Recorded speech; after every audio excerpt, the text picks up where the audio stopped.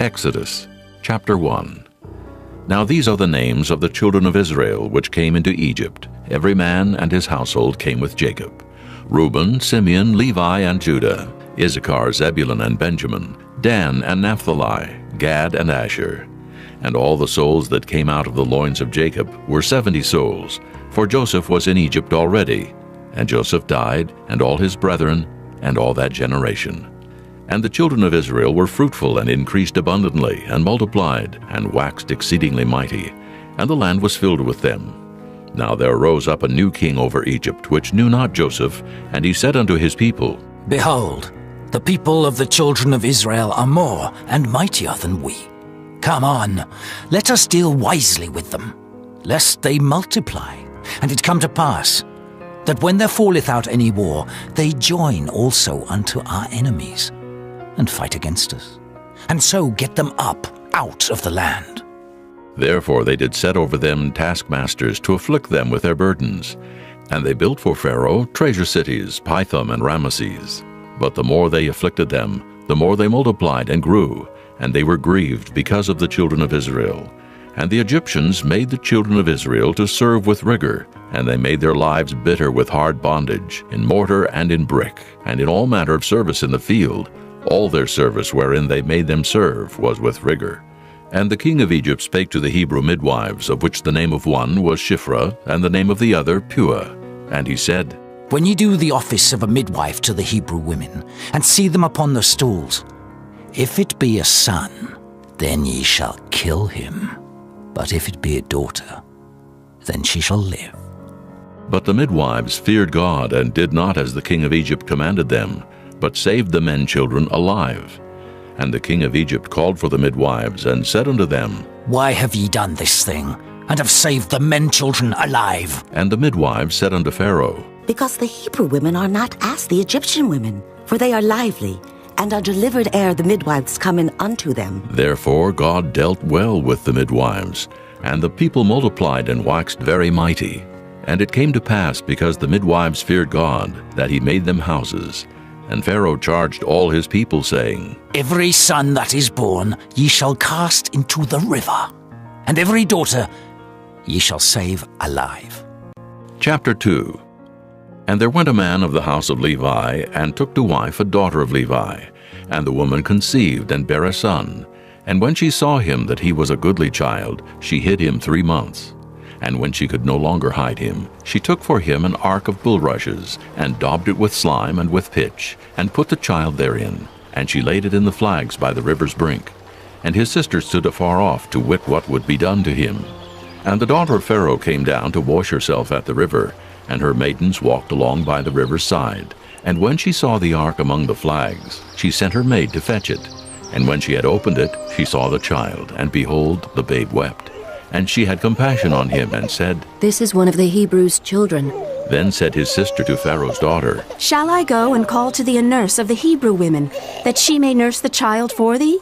And Pharaoh's daughter said to her, Go, And the maid went and called the child's mother. And Pharaoh's daughter said unto her, take this child away, and nurse it for me, and I will give thee thy wages.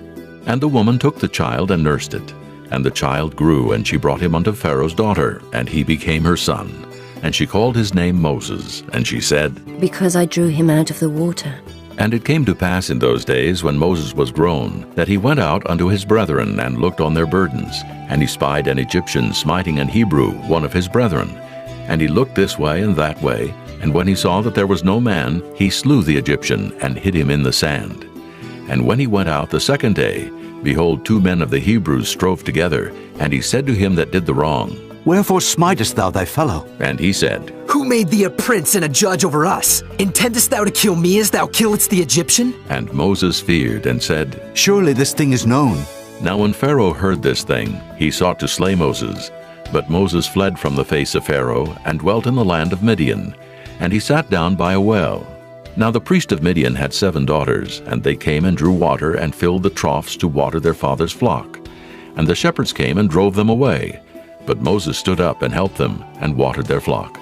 And when they came to Reuel their father, he said, How is it that ye are come so soon today?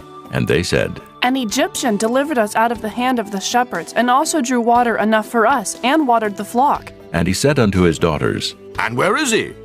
Why is it that ye have left the man? Call him that he may eat bread.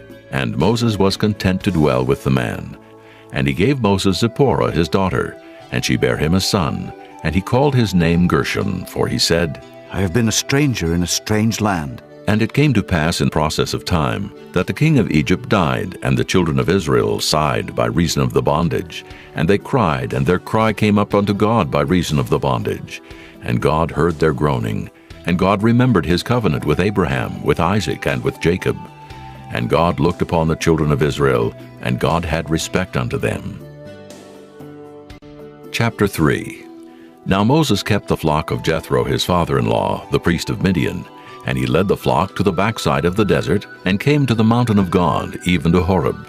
And the angel of the Lord appeared unto him in a flame of fire out of the midst of a bush. And he looked, and behold, the bush burned with fire, and the bush was not consumed. And Moses said, I will now turn aside and see this great sight, why the bush is not burnt. And when the Lord saw that he turned aside to see, God called unto him out of the midst of the bush, and said, Moses, Moses. And he said, Here am I. And he said, Draw not nigh hither. Put off thy shoes from off thy feet, for the place whereon thou standest is holy ground. Moreover he said, I am the God of thy father, the God of Abraham, the God of Isaac, and the God of Jacob. And Moses hid his face, for he was afraid to look upon God. And the Lord said, I have surely seen the affliction of my people which are in Egypt, and have heard their cry by reason of their taskmasters. For I know their sorrows, and I am come down to deliver them out of the hand of the Egyptians, and to bring them up out of that land, unto a good land and a large, unto a land flowing with milk and honey, unto the place of the Canaanites, and the Hittites, and the Amorites, and the Perizzites, and the Hivites, and the Jebusites. Now therefore, behold, the cry of the children of Israel is come unto me, and I have also seen the oppression wherewith the Egyptians oppress them. Come now therefore, and I will send thee unto Pharaoh, that thou mayest bring forth my people, the children of Israel, out of Egypt. And Moses said unto God, Who am I, that I should go unto Pharaoh, and that I should bring forth the children of Israel out of Egypt? And he said, Certainly I will be with thee, and this shall be a token unto thee that I have sent thee. When thou hast brought forth the people out of Egypt, ye shall serve God upon this mountain. And Moses said unto God, Behold, when I come unto the children of Israel, and shall say unto them, The God of your fathers hath sent me unto you, and they shall say to me, What is his name? What shall I say unto them? And God said unto Moses, I am that I am. And he said, Thus shalt thou say unto the children of Israel, I am hath sent me unto you. And God said moreover unto Moses, Thus shalt thou say unto the children of Israel, The Lord God of your fathers, the God of Abraham, the God of Isaac, and the God of Jacob hath sent me unto you. This is my name forever, and this is my memorial unto all generations. Go and gather the elders of Israel together, and say unto them, The Lord God of your fathers, the God of Abraham, of Isaac, and of Jacob, appeared unto me, saying, I have surely visited you, and seen that which is done to you in Egypt. And I have said, I will bring you up out of the affliction of Egypt, unto the land of the Canaanites, and the Hittites, and the Amorites, and the Perizzites, and the Hivites, and the Jebusites, unto a land flowing with milk and honey. And they shall hearken to thy voice, and thou shalt come, thou and the elders of Israel, unto the king of Egypt, and ye shall say unto him, The Lord God of the Hebrews hath met with us, and now let us go. We beseech thee, 3 days' journey into the wilderness, that we may sacrifice to the Lord our God. And I am sure that the king of Egypt will not let you go, no, not by a mighty hand. And I will stretch out my hand and smite Egypt with all my wonders which I will do in the midst thereof. And after that he will let you go.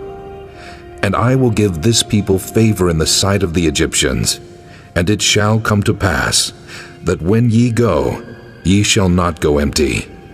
But every woman shall borrow of her neighbor, and of her that sojourneth in her house, jewels of silver, and jewels of gold, and raiment. And ye shall put them upon your sons and upon your daughters, and ye shall spoil the Egyptians. Chapter 4. And Moses answered and said, But behold, they will not believe me, nor hearken unto my voice. For they will say, The Lord hath not appeared unto thee. And the Lord said unto him, What is that in thine hand? And he said, A rod. And he said, Cast it on the ground. And he cast it on the ground, and it became a serpent, and Moses fled from before it. And the Lord said unto Moses, Put forth thine hand, and take it by the tail. And he put forth his hand, and caught it, and it became a rod in his hand. That they may believe that the Lord God of their fathers, the God of Abraham, the God of Isaac, and the God of Jacob, hath appeared unto thee. And the Lord said furthermore unto him, Put now thine hand into thy bosom. And he put his hand into his bosom. And when he took it out, behold, his hand was leprous as snow. And he said, Put thine hand into thy bosom again. And he put his hand into his bosom again, and plucked it out of his bosom. And behold, it was turned again as his other flesh. And it shall come to pass, if they will not believe thee, neither hearken to the voice of the first sign, that they will believe the voice of the latter sign. And it shall come to pass, if they will not believe also these two signs, neither hearken unto thy voice, that thou shalt take of the water of the river, and pour it upon the dry land.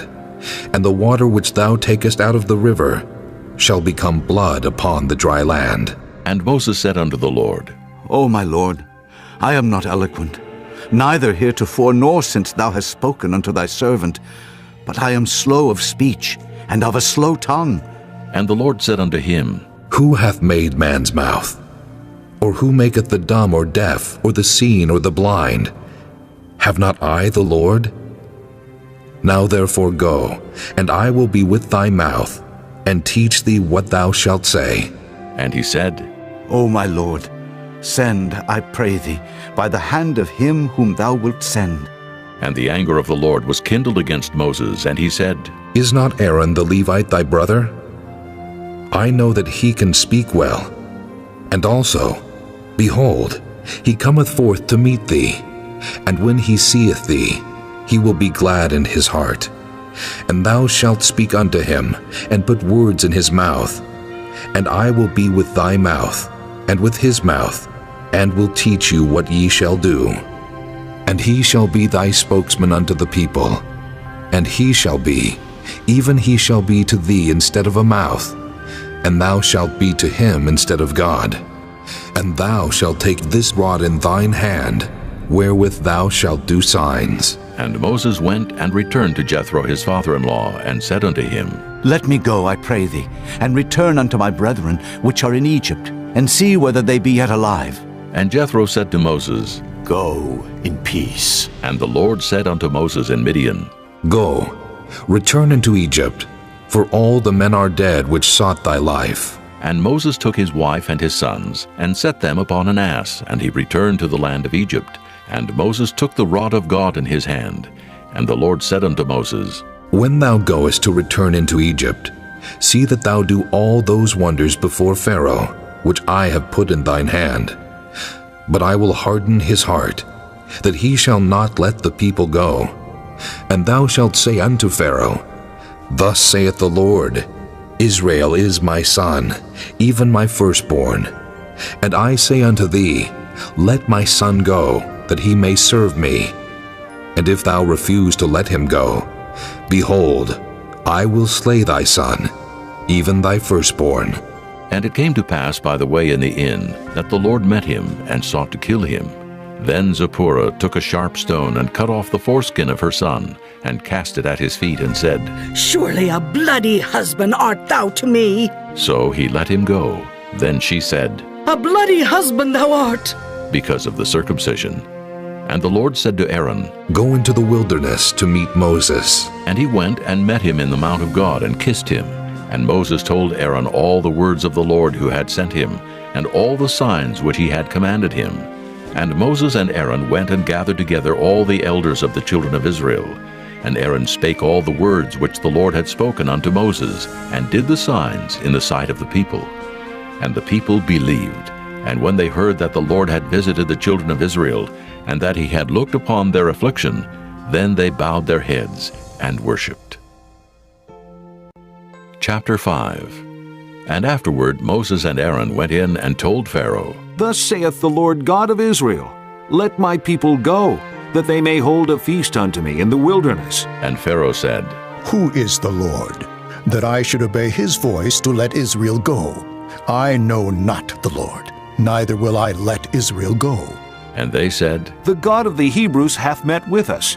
Let us go, we pray thee, 3 days' journey into the desert, and sacrifice unto the Lord our God, lest he fall upon us with pestilence or with the sword. And the king of Egypt said unto them, Wherefore do ye, Moses and Aaron, let the people from their works get you unto your burdens? And Pharaoh said, Behold, the people of the land now are many, and ye make them rest from their burdens.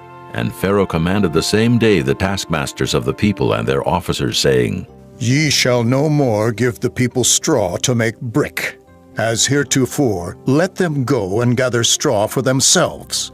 And the tale of the bricks, which they did make heretofore, ye shall lay upon them. Ye shall not diminish aught thereof, for they be idle. Therefore they cry, saying, Let us go and sacrifice to our God. Let there more work be laid upon the men, that they may labor therein, and let them not regard vain words. And the taskmasters of the people went out, and their officers, and they spake to the people, saying, Thus saith Pharaoh, I will not give you straw.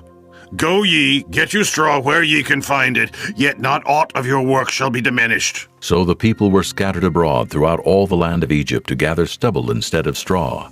And the taskmasters hasted them, saying, Fulfill your works, your daily tasks, as when there was straw. And the officers of the children of Israel, which Pharaoh's taskmasters had set over them, were beaten and demanded, Wherefore have ye not fulfilled your task in making brick both yesterday and today, as heretofore? Then the officers of the children of Israel came and cried unto Pharaoh, saying, Wherefore dealest thou thus with thy servants?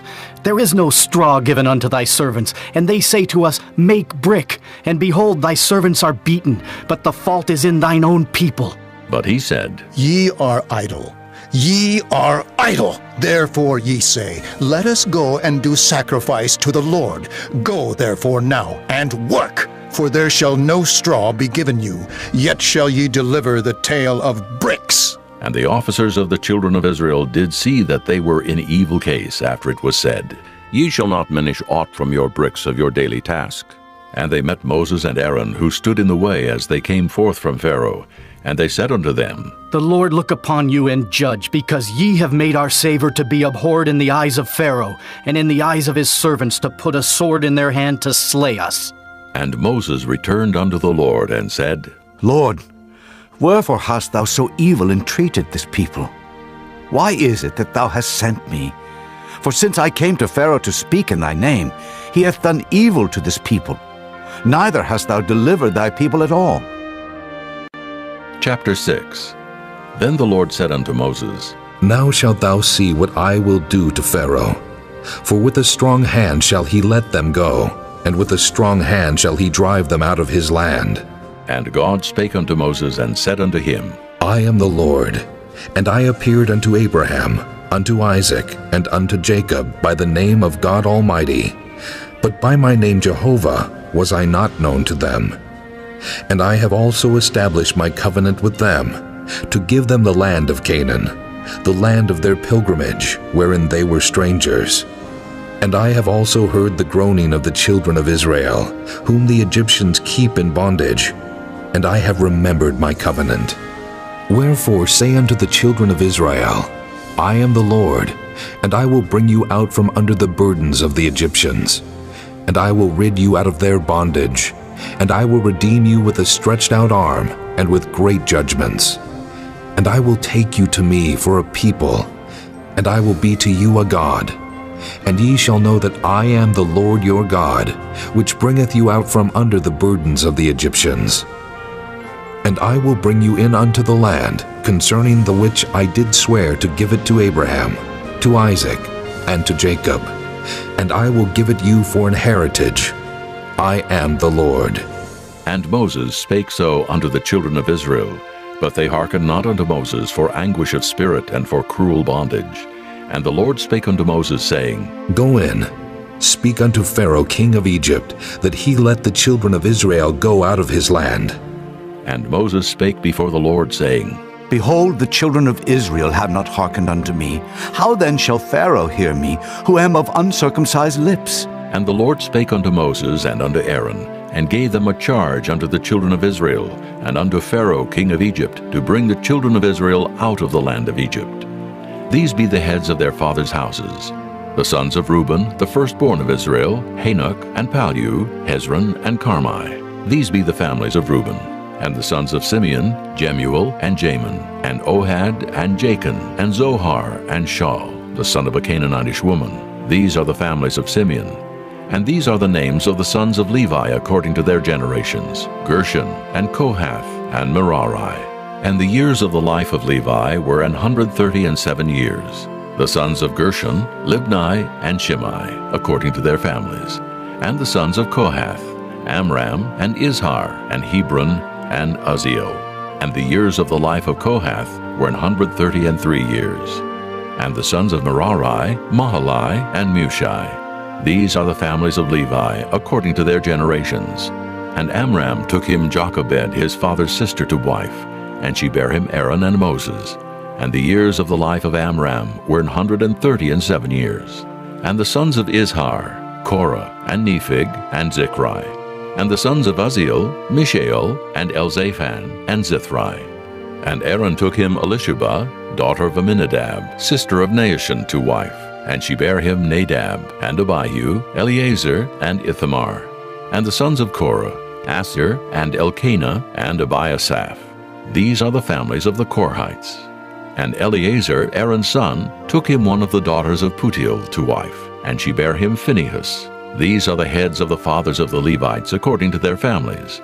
These are that Aaron and Moses, to whom the Lord said, Bring out the children of Israel from the land of Egypt according to their armies. These are they which spake to Pharaoh king of Egypt to bring out the children of Israel from Egypt. These are that Moses and Aaron. And it came to pass on the day when the Lord spake unto Moses in the land of Egypt, that the Lord spake unto Moses, saying, I am the Lord. Speak thou unto Pharaoh king of Egypt all that I say unto thee. And Moses said before the Lord, Behold, I am of uncircumcised lips, and how shall Pharaoh hearken unto me? Chapter 7. And the Lord said unto Moses, See, I have made thee a god to Pharaoh, and Aaron thy brother shall be thy prophet. Thou shalt speak all that I command thee, and Aaron thy brother shall speak unto Pharaoh, that he send the children of Israel out of his land. And I will harden Pharaoh's heart, and multiply my signs and my wonders in the land of Egypt. But Pharaoh shall not hearken unto you, that I may lay my hand upon Egypt, and bring forth mine armies, and my people, the children of Israel, out of the land of Egypt by great judgments. And the Egyptians shall know that I am the Lord, when I stretch forth mine hand upon Egypt, and bring out the children of Israel from among them. And Moses and Aaron did as the Lord commanded them, so did they. And Moses was 80 years old, and Aaron 83 years old, when they spake unto Pharaoh. And the Lord spake unto Moses and unto Aaron, saying, When Pharaoh shall speak unto you, saying, Show a miracle for you, then thou shalt say unto Aaron, Take thy rod, and cast it before Pharaoh, and it shall become a serpent. And Moses and Aaron went in unto Pharaoh, and they did so as the Lord had commanded. And Aaron cast down his rod before Pharaoh, and before his servants, and it became a serpent. Then Pharaoh also called the wise men and the sorcerers. Now the magicians of Egypt, they also did in like manner with their enchantments. For they cast down every man his rod, and they became serpents. But Aaron's rod swallowed up their rods. And he hardened Pharaoh's heart, that he hearkened not unto them, as the Lord had said. And the Lord said unto Moses, Pharaoh's heart is hardened. he refuseth to let the people go. Get thee unto Pharaoh in the morning. Lo, he goeth out unto the water. And thou shalt stand by the river's brink against Hekam. And the rod which was turned to a serpent shalt thou take in thine hand. And thou shalt say unto him, The Lord God of the Hebrews hath sent me unto thee, saying, Let my people go, that they may serve me in the wilderness. And behold, hitherto thou wouldest not hear. Thus saith the Lord, In this thou shalt know that I am the Lord. Behold, I will smite with the rod that is in mine hand upon the waters which are in the river, and they shall be turned to blood. And the fish that is in the river shall die, and the river shall stink, and the Egyptians shall loathe to drink of the water of the river. And the Lord spake unto Moses, Say unto Aaron, Take thy rod, and stretch out thine hand upon the waters of Egypt, upon their streams, upon their rivers, and upon their ponds, and upon all their pools of water, that they may become blood. And that there may be blood throughout all the land of Egypt, both in vessels of wood and in vessels of stone. And Moses and Aaron did so as the Lord commanded. And he lifted up the rod, and smote the waters that were in the river in the sight of Pharaoh, and in the sight of his servants. And all the waters that were in the river were turned to blood, and the fish that was in the river died. And the river stank, and the Egyptians could not drink of the water of the river, and there was blood throughout all the land of Egypt. And the magicians of Egypt did so with their enchantments, and Pharaoh's heart was hardened, neither did he hearken unto them as the Lord had said. And Pharaoh turned and went into his house, neither did he set his heart to this also. And all the Egyptians digged round about the river for water to drink, for they could not drink of the water of the river. And 7 days were fulfilled after that the Lord had smitten the river. Chapter 8. And the Lord spake unto Moses, Go unto Pharaoh, and say unto him, Thus saith the Lord, Let my people go, that they may serve me. And if thou refuse to let them go, behold, I will smite all thy borders with frogs, and the river shall bring forth frogs abundantly, which shall go up and come into thine house, and into thy bedchamber, and upon thy bed, and into the house of thy servants, and upon thy people, and into thine ovens, and into thy kneading troughs. And the frogs shall come up both on thee, and upon thy people, and upon all thy servants. And the Lord spake unto Moses, Say unto Aaron, Stretch forth thine hand with thy rod over the streams, over the rivers, and over the ponds, and cause frogs to come up upon the land of Egypt. And Aaron stretched out his hand over the waters of Egypt, and the frogs came up and covered the land of Egypt. And the magicians did so with their enchantments, and brought up frogs upon the land of Egypt. Then Pharaoh called for Moses and Aaron, and said, Entreat the Lord, that he may take away the frogs from me and from my people, and I will let the people go, that they may do sacrifice unto the Lord. And Moses said unto Pharaoh, Glory over me. When shall I entreat for thee, and for thy servants, and for thy people, to destroy the frogs from thee and thy houses, that they may remain in the river only? And he said, Tomorrow. And he said, Be it according to thy word, that thou mayest know that there is none like unto the Lord our God. And the frogs shall depart from thee, and from thy houses, and from thy servants, and from thy people. They shall remain in the river only. And Moses and Aaron went out from Pharaoh, and Moses cried unto the Lord because of the frogs which he had brought against Pharaoh. And the Lord did according to the word of Moses, and the frogs died out of the houses, out of the villages, and out of the fields. And they gathered them together upon heaps, and the land stank. But when Pharaoh saw that there was respite, he hardened his heart, and hearkened not unto them as the Lord had said. And the Lord said unto Moses, Say unto Aaron, Stretch out thy rod, and smite the dust of the land, that it may become lice throughout all the land of Egypt. And they did so. For Aaron stretched out his hand with his rod, and smote the dust of the earth, and it became lice in man and in beast. All the dust of the land became lice throughout all the land of Egypt. And the magicians did so with their enchantments to bring forth lice, but they could not. So there were lice upon man and upon beast. Then the magicians said unto Pharaoh, This is the finger of God. And Pharaoh's heart was hardened, and he hearkened not unto them as the Lord had said. And the Lord said unto Moses, Rise up early in the morning, and stand before Pharaoh. Lo, he cometh forth to the water, and say unto him, Thus saith the Lord, Let my people go, that they may serve me. Else, if thou wilt not let my people go, behold, I will send swarms of flies upon thee, and upon thy servants, and upon thy people, and into thy houses, and the houses of the Egyptians shall be full of swarms of flies, and also the ground whereon they are.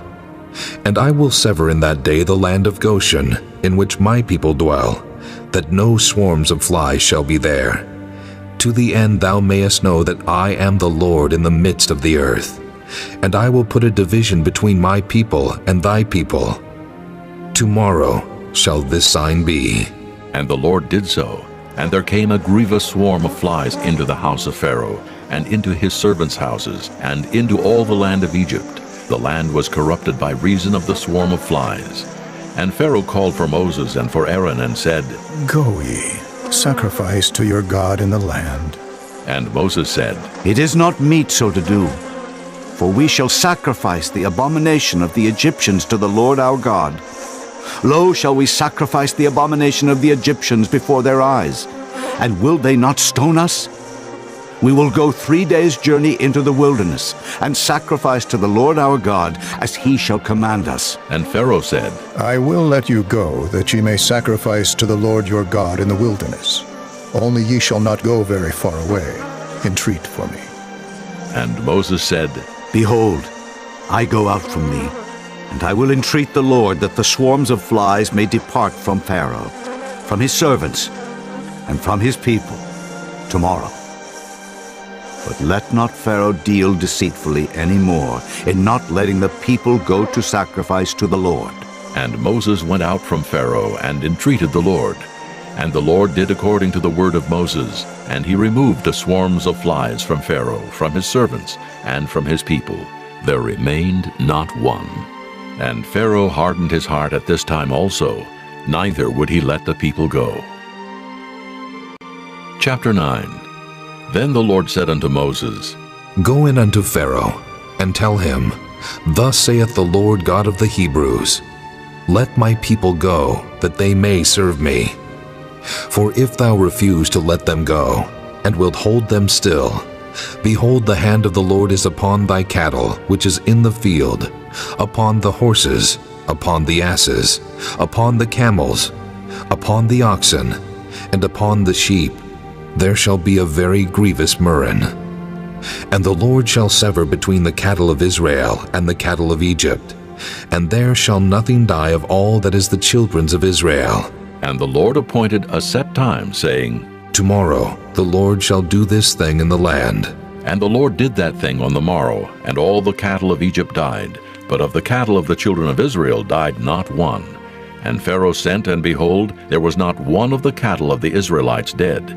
And the heart of Pharaoh was hardened, and he did not let the people go. And the Lord said unto Moses and unto Aaron, Take to you handfuls of ashes of the furnace, and let Moses sprinkle it toward the heaven in the sight of Pharaoh. And it shall become small dust in all the land of Egypt, and shall be a boil breaking forth with blains upon man, and upon beast throughout all the land of Egypt. And they took ashes of the furnace, and stood before Pharaoh, and Moses sprinkled it up toward heaven, and it became a boil breaking forth with blains upon man and upon beast. And the magicians could not stand before Moses because of the boils, for the boil was upon the magicians and upon all the Egyptians. And the Lord hardened the heart of Pharaoh, and he hearkened not unto them, as the Lord had spoken unto Moses. And the Lord said unto Moses, Rise up early in the morning, and stand before Pharaoh, and say unto him, Thus saith the Lord God of the Hebrews, Let my people go, that they may serve me. For I will at this time send all my plagues upon thine heart, and upon thy servants, and upon thy people, that thou mayest know that there is none like me in all the earth. For now I will stretch out my hand, that I may smite thee and thy people with pestilence, and thou shalt be cut off from the earth. And in very deed for this cause have I raised thee up, for to show in thee my power, and that my name may be declared throughout all the earth. As yet exaltest thou thyself against my people, that thou wilt not let them go? Behold, tomorrow about this time, I will cause it to rain a very grievous hail, such as hath not been in Egypt since the foundation thereof even until now. Send therefore now, and gather thy cattle, and all that thou hast in the field, for upon every man and beast which shall be found in the field, and shall not be brought home, the hail shall come down upon them, and they shall die. He that feared the word of the Lord among the servants of Pharaoh made his servants and his cattle flee into the houses, and he that regarded not the word of the Lord left his servants and his cattle in the field. And the Lord said unto Moses, Stretch forth thine hand toward heaven, that there may be hail in all the land of Egypt, upon man, and upon beast, and upon every herb of the field throughout the land of Egypt. And Moses stretched forth his rod toward heaven, and the Lord sent thunder and hail, and the fire ran along upon the ground, and the Lord rained hail upon the land of Egypt. So there was hail and fire mingled with the hail, very grievous, such as there was none like it in all the land of Egypt, since it became a nation. And the hail smote throughout all the land of Egypt, all that was in the field, both man and beast. And the hail smote every herb of the field, and brake every tree of the field. Only in the land of Goshen, where the children of Israel were, was there no hail. And Pharaoh sent and called for Moses and Aaron, and said unto them, I have sinned this time. The Lord is righteous, and I and my people are wicked. Entreat the Lord, for it is enough, that there be no more mighty thunderings and hail, and I will let you go, and ye shall stay no longer. And Moses said unto him, As soon as I am gone out of the city, I will spread abroad my hands unto the Lord, and the thunder shall cease, neither shall there be any more hail, that thou mayest know how that the earth is the Lord's. But as for thee and thy servants, I know that ye will not yet fear the Lord God. And the flax and the barley was smitten, for the barley was in the ear, and the flax was bold. But the wheat and the rye were not smitten, for they were not grown up. And Moses went out of the city from Pharaoh, and spread abroad his hands unto the Lord. And the thunders and hail ceased, and the rain was not poured upon the earth.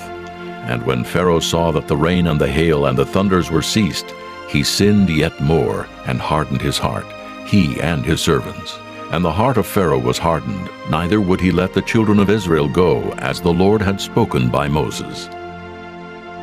Chapter 10. And the Lord said unto Moses, Go in unto Pharaoh, for I have hardened his heart and the heart of his servants, that I might show these my signs before him, and that thou mayest tell in the ears of thy son, and of thy son's son, what things I have wrought in Egypt, and my signs which I have done among them, that ye may know how that I am the Lord. And Moses and Aaron came in unto Pharaoh, and said unto him, Thus saith the Lord God of the Hebrews, How long wilt thou refuse to humble thyself before me? Let my people go, that they may serve me. Else, if thou refuse to let my people go, behold, tomorrow will I bring the locusts into thy coast, and they shall cover the face of the earth, that one cannot be able to see the earth. And they shall eat the residue of that which is escaped, which remaineth unto you from the hail, and shall eat every tree which groweth for you out of the field. And they shall fill thy houses, and the houses of all thy servants, and the houses of all the Egyptians, which neither thy fathers nor thy fathers' fathers have seen, since the day that they were upon the earth unto this day. And he turned himself, and went out from Pharaoh. And Pharaoh's servants said unto him, How long shall this man be a snare unto us? Let the men go, that they may serve the Lord their God.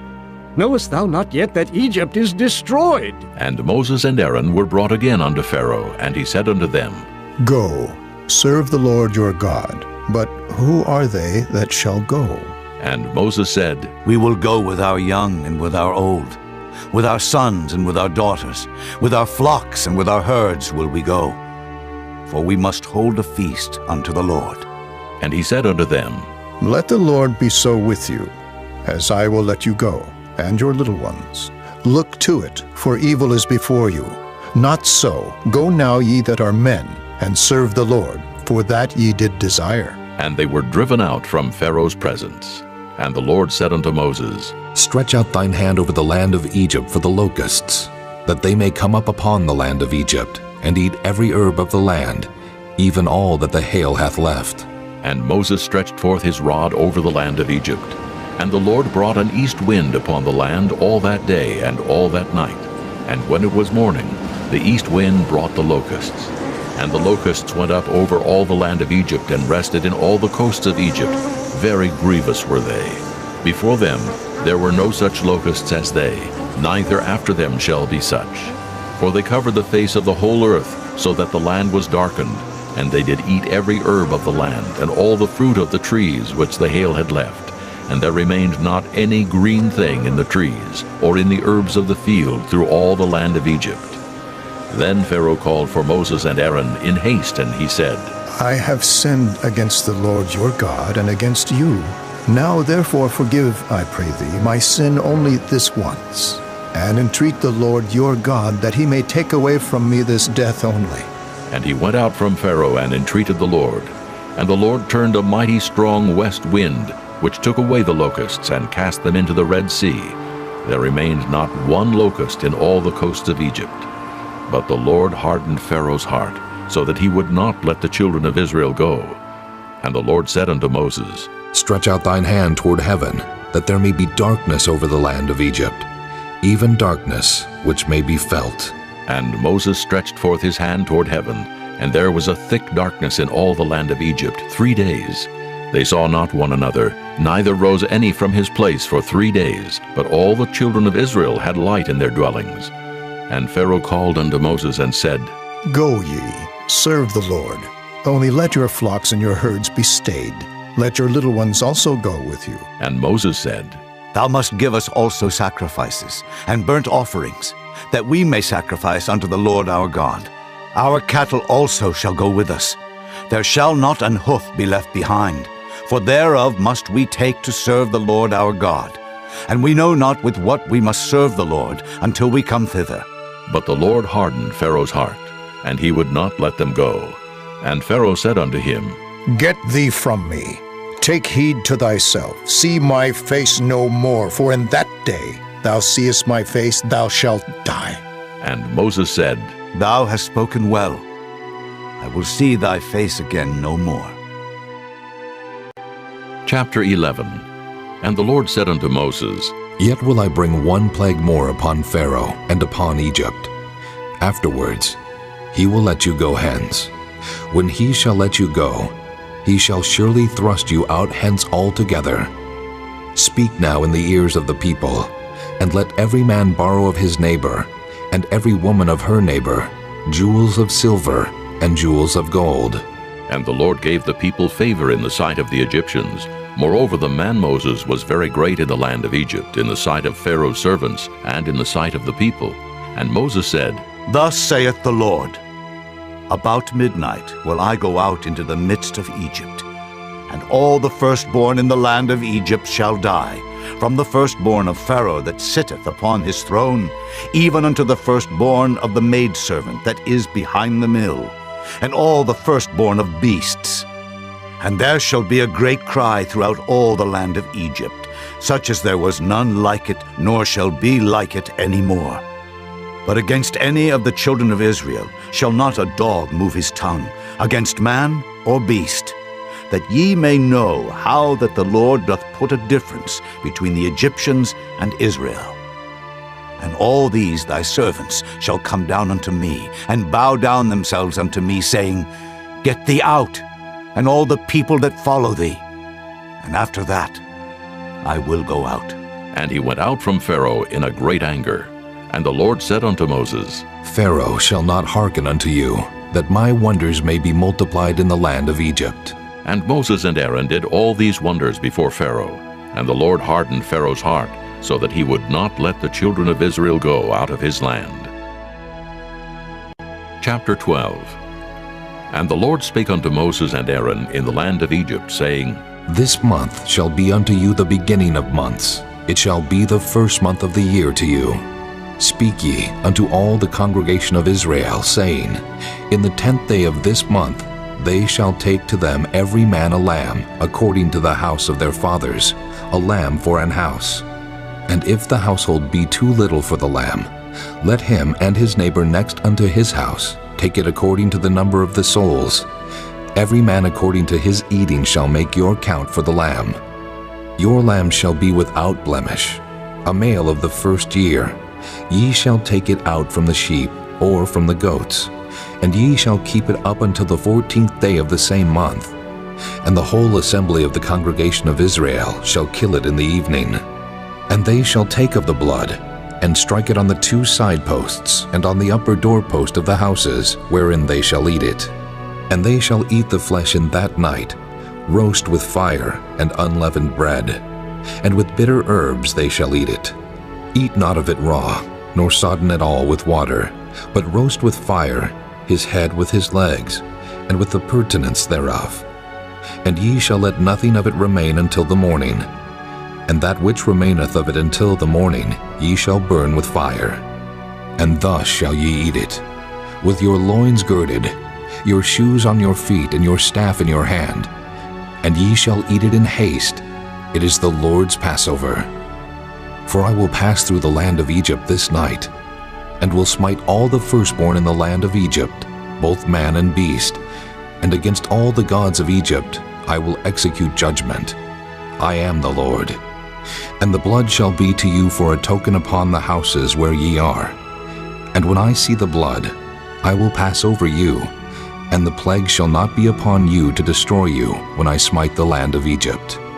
And this day shall be unto you for a memorial, and ye shall keep it a feast to the Lord throughout your generations.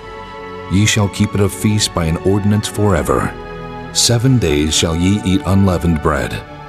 Even the first day ye shall put away leaven out of your houses. For whosoever eateth leavened bread from the first day until the 7th day, that soul shall be cut off from Israel. And in the first day there shall be an holy convocation, and in the 7th day there shall be an holy convocation to you. No manner of work shall be done in them, save that which every man must eat, that only may be done of you. And ye shall observe the feast of unleavened bread. For in this selfsame day have I brought your armies out of the land of Egypt. Therefore shall ye observe this day in your generations by an ordinance forever. In the first month, on the 14th day of the month at even, ye shall eat unleavened bread until the 21st day of the month at even. 7 days shall there be no leaven found in your houses. For whosoever eateth that which is leavened, even that soul shall be cut off from the congregation of Israel, whether he be a stranger or born in the land. Ye shall eat nothing leavened. In all your habitations shall ye eat unleavened bread. Then Moses called for all the elders of Israel and said unto them, Draw out and take you a lamb according to your families, and kill the Passover. And ye shall take a bunch of hyssop, and dip it in the blood that is in the basin, and strike the lintel and the 2 side posts with the blood that is in the basin. And none of you shall go out at the door of his house until the morning. For the Lord will pass through to smite the Egyptians. And when he seeth the blood upon the lintel and on the 2 side posts, the Lord will pass over the door, and will not suffer the destroyer to come in unto your houses to smite you. And ye shall observe this thing for an ordinance to thee and to thy sons forever. And it shall come to pass, when ye be come to the land which the Lord will give you, according as he hath promised, that ye shall keep this service.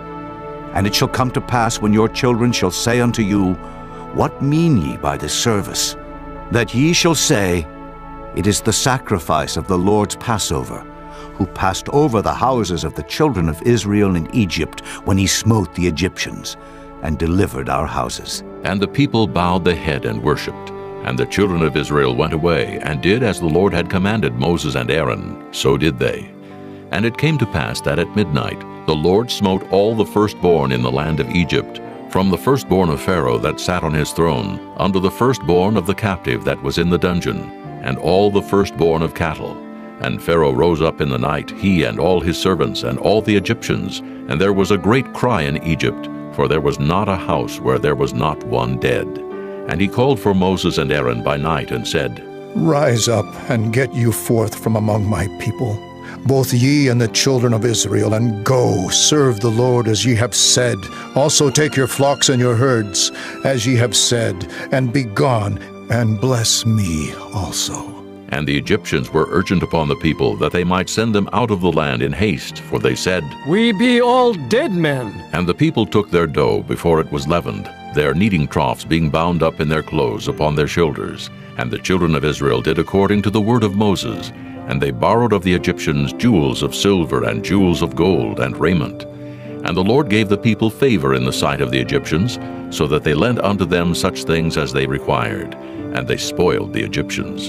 And the children of Israel journeyed from Ramesses to Succoth, about 600,000 on foot that were men, beside children. And a mixed multitude went up also with them, and flocks and herds, even very much cattle. And they baked unleavened cakes of the dough which they brought forth out of Egypt, for it was not leavened, because they were thrust out of Egypt, and could not tarry, neither had they prepared for themselves any victual. Now the sojourning of the children of Israel who dwelt in Egypt was 430 years.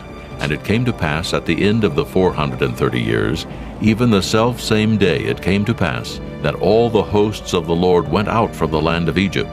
It is a night to be much observed unto the Lord for bringing them out of the land of Egypt. This is that night of the Lord to be observed of all the children of Israel in their generations.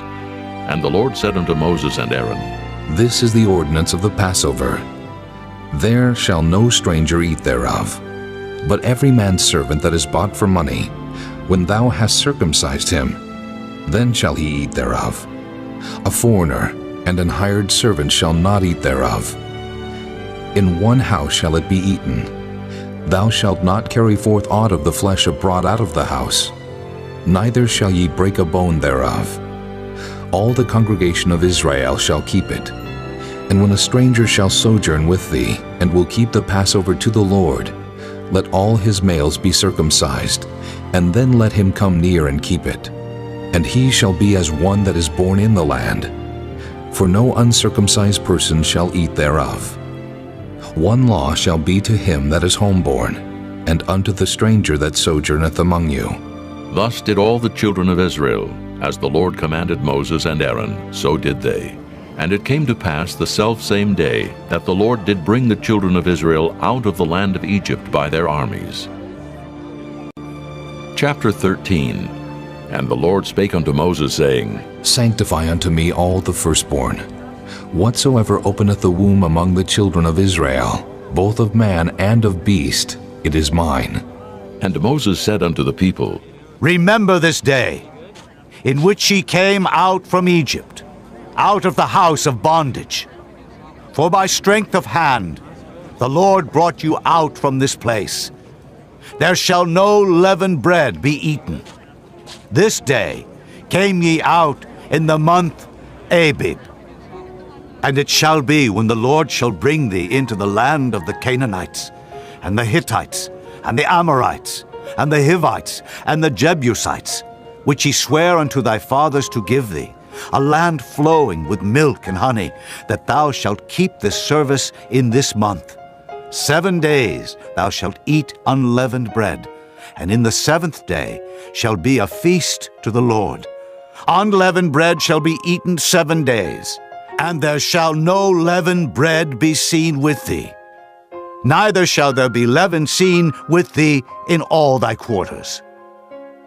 And thou shalt show thy son in that day, saying, This is done because of that which the Lord did unto me when I came forth out of Egypt. And it shall be for a sign unto thee upon thine hand, and for a memorial between thine eyes, that the Lord's law may be in thy mouth. For with a strong hand hath the Lord brought thee out of Egypt. Thou shalt therefore keep this ordinance in his season from year to year. And it shall be, when the Lord shall bring thee into the land of the Canaanites, as he sware unto thee and to thy fathers, and shall give it thee, that thou shalt set apart unto the Lord all that openeth the matrix, and every firstling that cometh of a beast which thou hast, the males shall be the Lord's. And every firstling of an ass thou shalt redeem with a lamb. And if thou wilt not redeem it, then thou shalt break his neck. And all the firstborn of man among thy children shalt thou redeem. And it shall be when thy son asketh thee in time to come, saying, What is this? That thou shalt say unto him, By strength of hand the Lord brought us out from Egypt, from the house of bondage. And it came to pass, when Pharaoh would hardly let us go, that the Lord slew all the firstborn in the land of Egypt, both the firstborn of man and the firstborn of beast. Therefore I sacrifice to the Lord all that openeth the matrix, being males, but all the firstborn of my children I redeem. And it shall be for a token upon thine hand, and for frontlets between thine eyes, for by strength of hand the Lord brought us forth out of Egypt. And it came to pass, when Pharaoh had let the people go, that God led them not through the way of the land of the Philistines, although that was near. For God said, Lest peradventure the people repent when they see war, and they return to Egypt. But God led the people about through the way of the wilderness of the Red Sea. And the children of Israel went up harnessed out of the land of Egypt. And Moses took the bones of Joseph with him, for he had straitly sworn the children of Israel, saying, God will surely visit you, and ye shall carry up my bones away hence with you. And they took their journey from Succoth, and encamped in Etham in the edge of the wilderness. And the Lord went before them by day in a pillar of cloud to lead them the way, and by night in a pillar of fire to give them light, to go by day and night. He took not away the pillar of the cloud by day, nor the pillar of fire by night from before the people. Chapter 14. And the Lord spake unto Moses, saying, Speak unto the children of Israel, that they turn and encamp before Pi-hahiroth, between Migdol and the sea, over against Baal-zephon. Before it shall ye encamp by the sea. For Pharaoh will say of the children of Israel, They are entangled in the land. The wilderness hath shut them in. And I will harden Pharaoh's heart, that he shall follow after them. And I will be honored upon Pharaoh, and upon all his host, that the Egyptians may know that I am the Lord. And they did so. And it was told the king of Egypt that the people fled, and the heart of Pharaoh and of his servants was turned against the people, and they said, Why have we done this, that we have let Israel go from serving us? And he made ready his chariot, and took his people with him. And he took 600 chosen chariots, and all the chariots of Egypt, and captains over every one of them. And the Lord hardened the heart of Pharaoh, king of Egypt, and he pursued after the children of Israel. And the children of Israel went out with an high hand. But the Egyptians pursued after them, all the horses and chariots of Pharaoh, and his horsemen, and his army, and overtook them encamping by the sea beside Pi-hahiroth, before Baal-zephon. And when Pharaoh drew nigh, the children of Israel lifted up their eyes, and behold, the Egyptians marched after them, and they were sore afraid. And the children of Israel cried out unto the Lord, and they said unto Moses, Because there were no graves in Egypt hast thou taken us away to die in the wilderness?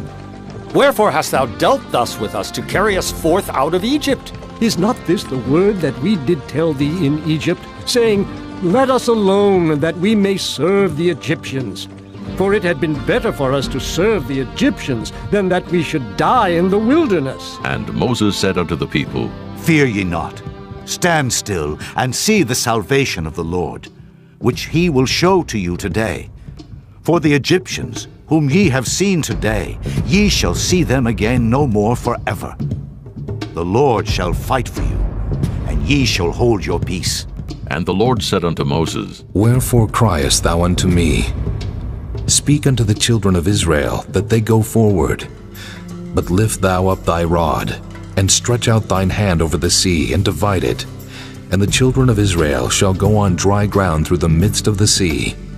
And behold, I will harden the hearts of the Egyptians, and they shall follow them. And I will get me honor upon Pharaoh, and upon all his host, upon his chariots, and upon his horsemen.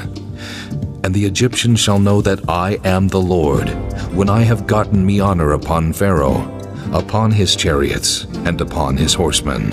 And the angel of God, which went before the camp of Israel, removed and went behind them. And the pillar of the cloud went from before their face, and stood behind them.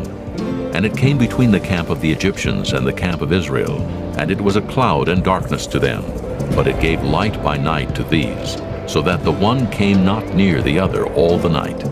And Moses stretched out his hand over the sea, and the Lord caused the sea to go back by a strong east wind all that night, and made the sea dry land, and the waters were divided.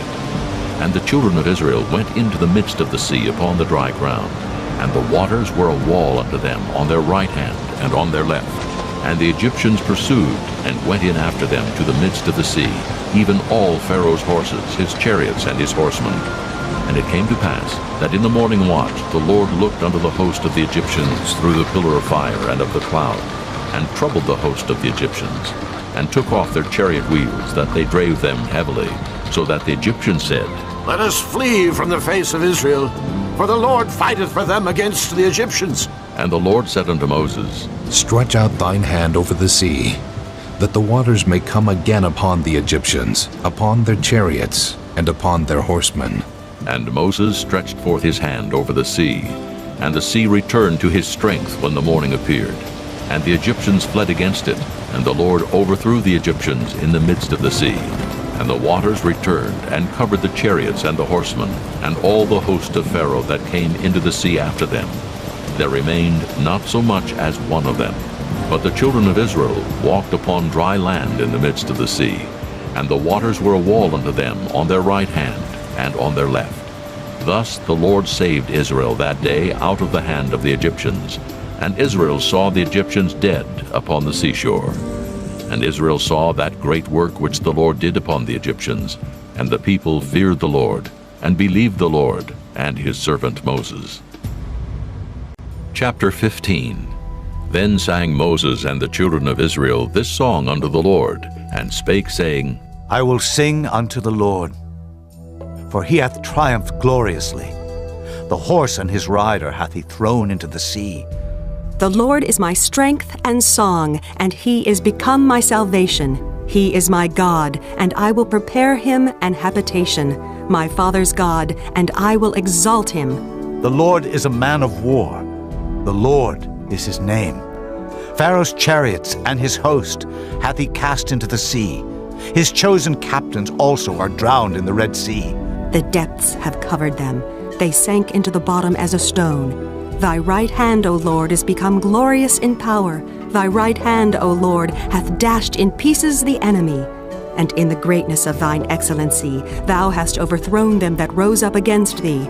Thou sentest forth thy wrath, which consumed them as stubble. And with the blast of thy nostrils the waters were gathered together. The flood stood upright as an heap, and the depths were congealed in the heart of the sea. The enemy said, I will pursue, I will overtake, I will divide the spoil. My lust shall be satisfied upon them. I will draw my sword, my hand shall destroy them. Thou didst blow with thy wind, the sea covered them. They sank as lead in the mighty waters. Who is like unto thee, O Lord, among the gods? Who is like thee, glorious in holiness, fearful in praises, doing wonders? Thou stretchedst out thy right hand, the earth swallowed them. Thou in thy mercy hast led forth the people which thou hast redeemed. Thou hast guided them in thy strength unto thy holy habitation. The people shall hear and be afraid. Sorrow shall take hold on the inhabitants of Palestina. Then the dukes of Edom shall be amazed. The mighty men of Moab, trembling, shall take hold upon them. All the inhabitants of Canaan shall melt away. Fear and dread shall fall upon them. By the greatness of thine arm they shall be as still as a stone, till thy people pass over, O Lord, till the people pass over which thou hast purchased. Thou shalt bring them in, and plant them in the mountain of thine inheritance, in the place, O Lord, which thou hast made for thee to dwell in the sanctuary, O Lord, which thy hands have established. The Lord shall reign forever and ever. For the horse of Pharaoh went in with his chariots and with his horsemen into the sea, And the Lord brought again the waters of the sea upon them. But the children of Israel went on dry land in the midst of the sea. And Miriam the prophetess, the sister of Aaron, took a timbrel in her hand, and all the women went out after her with timbrels and with dances. And Miriam answered them, Sing ye to the Lord, for he hath triumphed gloriously. The horse and his rider hath he thrown into the sea. So Moses brought Israel from the Red Sea, and they went out into the wilderness of Shur. And they went 3 days in the wilderness and found no water. And when they came to Marah, they could not drink of the waters of Marah, for they were bitter. Therefore the name of it was called Marah. And the people murmured against Moses, saying, What shall we drink? And he cried unto the Lord. And the Lord showed him a tree, which when he had cast into the waters were made sweet. There he made for them a statute and an ordinance, and there he proved them, and said, If thou wilt diligently hearken to the voice of the Lord thy God, and wilt do that which is right in his sight, and wilt give ear to his commandments, and keep all his statutes, I will put none of these diseases upon thee, which I have brought upon the Egyptians. For I am the Lord that healeth thee. And they came to Elim, where were 12 wells of water, and 70 palm trees, and they encamped there by the waters. Chapter 16. And they took their journey from Elim, and all the congregation of the children of Israel came unto the wilderness of Sin, which is between Elim and Sinai, on the 15th day of the 2nd month, after their departing out of the land of Egypt. And the whole congregation of the children of Israel murmured against Moses and Aaron in the wilderness. And the children of Israel said unto them, Would to God we had died by the hand of the Lord in the land of Egypt, when we sat by the flesh pots, and when we did eat bread to the full. For ye have brought us forth into this wilderness, to kill this whole assembly with hunger. Then said the Lord unto Moses, Behold, I will rain bread from heaven for you. And the people shall go out and gather a certain rate every day, that I may prove them whether they will walk in my law or no. And it shall come to pass, that on the 6th day they shall prepare that which they bring in, and it shall be twice as much as they gather daily. And Moses and Aaron said unto all the children of Israel, At even, then ye shall know that the Lord hath brought you out from the land of Egypt. And in the morning, then ye shall see the glory of the Lord, for that he heareth your murmurings against the Lord. And what are we, that ye murmur against us? And Moses said, This shall be, when the Lord shall give you in the evening flesh to eat, and in the morning bread to the full, for that the Lord heareth your murmurings, which ye murmur against him. And what are we?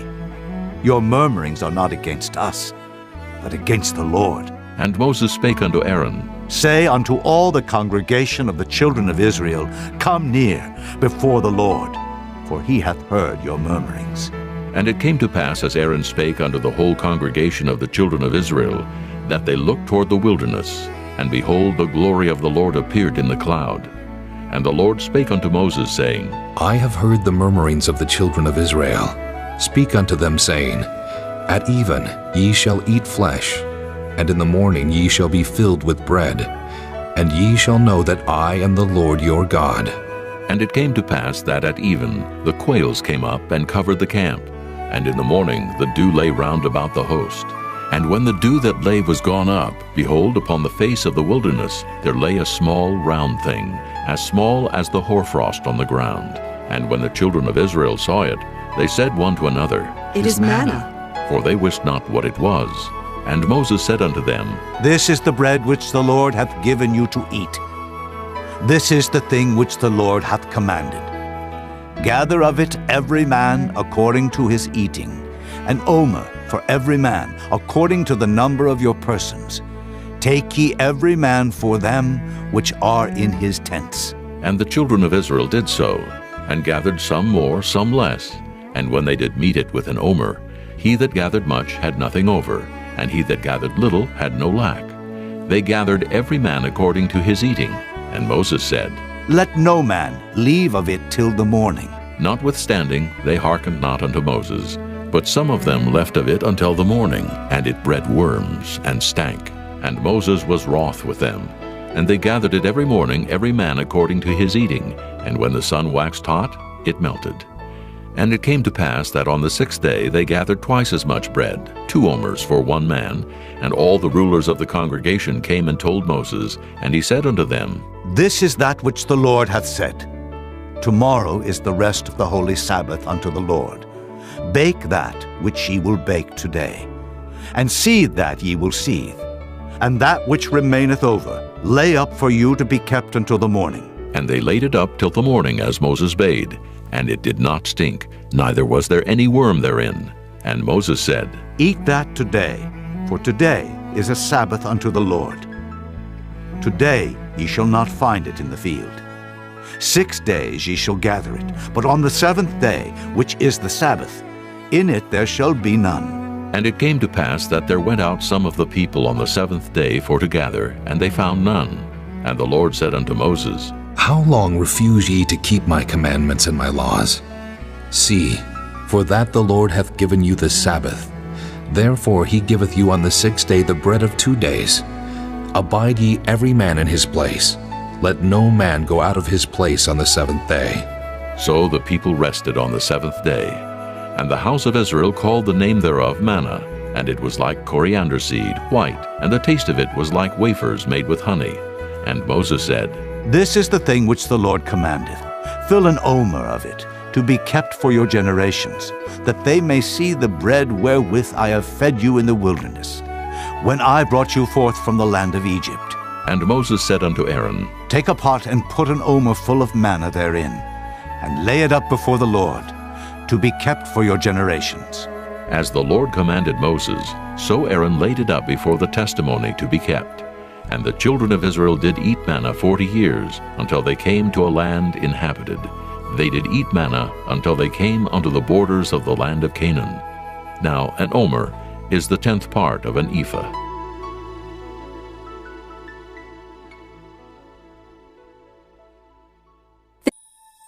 Chapter 17. And all the congregation of the children of Israel journeyed from the wilderness of Sin, after their journeys according to the commandment of the Lord, and pitched in Rephidim. And there was no water for the people to drink. Wherefore the people did chide with Moses, and said, Give us water, that we may drink. And Moses said unto them, Why chide ye with me? Wherefore do ye tempt the Lord? And the people thirsted there for water, and the people murmured against Moses, and said, Wherefore is this, that thou hast brought us up out of Egypt, to kill us and our children and our cattle with thirst? And Moses cried unto the Lord, saying, What shall I do unto this people? They be almost ready to stone me. And the Lord said unto Moses, Go on before the people, and take with thee of the elders of Israel, and thy rod wherewith thou smotest the river, take in thine hand, and go. Behold, I will stand before thee there upon the rock in Horeb, and thou shalt smite the rock, and there shall come water out of it, that the people may drink. And Moses did so in the sight of the elders of Israel. And he called the name of the place Massah and Meribah, because of the chiding of the children of Israel, and because they tempted the Lord, saying, Is the Lord among us, or not? Then came Amalek and fought with Israel in Rephidim. And Moses said unto Joshua, Choose us out men, and go out, fight with Amalek. Tomorrow I will stand on the top of the hill with the rod of God in mine hand. So Joshua did as Moses had said to him, and fought with Amalek. And Moses, Aaron, and Hur went up to the top of the hill. And it came to pass when Moses held up his hand, that Israel prevailed. And when he let down his hand, Amalek prevailed. But Moses' hands were heavy, and they took a stone and put it under him, and he sat thereon. And Aaron and Hur stayed up his hands, the one on the one side, and the other on the other side. And his hands were steady until the going down of the sun. And Joshua discomfited Amalek and his people with the edge of the sword. And the Lord said unto Moses, Write this for a memorial in a book, and rehearse it in the ears of Joshua. For I will utterly put out the remembrance of Amalek from under heaven. And Moses built an altar, and called the name of it Jehovah Nissi. For he said, Because the Lord hath sworn that the Lord will have war with Amalek from generation to generation. Chapter 18. When Jethro, the priest of Midian, Moses' father-in-law, heard of all that God had done for Moses and for Israel his people, and that the Lord had brought Israel out of Egypt, then Jethro, Moses' father-in-law, took Zipporah, Moses' wife, after he had sent her back, and her 2 sons, of which the name of the one was Gershom. For he said, I have been an alien in a strange land, And the name of the other was Eliezer, for "The God of my father," said he, "was mine help, and delivered me from the sword of Pharaoh."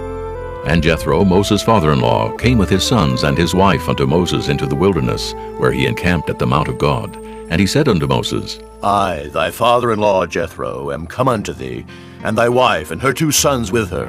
And Moses went out to meet his father-in-law, and did obeisance, and kissed him. And they asked each other of their welfare, and they came into the tent. And Moses told his father-in-law all that the Lord had done unto Pharaoh and to the Egyptians for Israel's sake, and all the travail that had come upon them by the way, and how the Lord delivered them. And Jethro rejoiced for all the goodness which the Lord had done to Israel, whom he had delivered out of the hand of the Egyptians. And Jethro said, Blessed be the Lord, who hath delivered you out of the hand of the Egyptians, and out of the hand of Pharaoh, who hath delivered the people from under the hand of the Egyptians. Now I know that the Lord is greater than all gods, for in the thing wherein they dealt proudly he was above them. And Jethro, Moses' father-in-law, took a burnt offering and sacrifices for God. And Aaron came and all the elders of Israel to eat bread with Moses' father-in-law before God. And it came to pass on the morrow that Moses sat to judge the people, and the people stood by Moses from the morning unto the evening. And when Moses' father-in-law saw all that he did to the people, he said, What is this thing that thou doest to the people? Why sittest thou thyself alone, and all the people stand by thee from morning unto even? And Moses said unto his father-in-law, Because the people come unto me to inquire of God. When they have a matter, they come unto me, and I judge between one and another. And I do make them know the statutes of God, and his laws. And Moses' father-in-law said unto him, The thing that thou doest is not good. Thou wilt surely wear away, both thou and this people that is with thee. For this thing is too heavy for thee. Thou art not able to perform it thyself alone. Hearken now unto my voice. I will give thee counsel, and God shall be with thee. Be thou for the people to Godward, that thou mayest bring the causes unto God. And thou shalt teach them ordinances and laws, and shalt show them the way wherein they must walk, and the work that they must do. Moreover, thou shalt provide out of all the people able men, such as fear God, men of truth, hating covetousness, and place such over them to be rulers of thousands, and rulers of hundreds, rulers of 50s, and rulers of 10s. And let them judge the people at all seasons.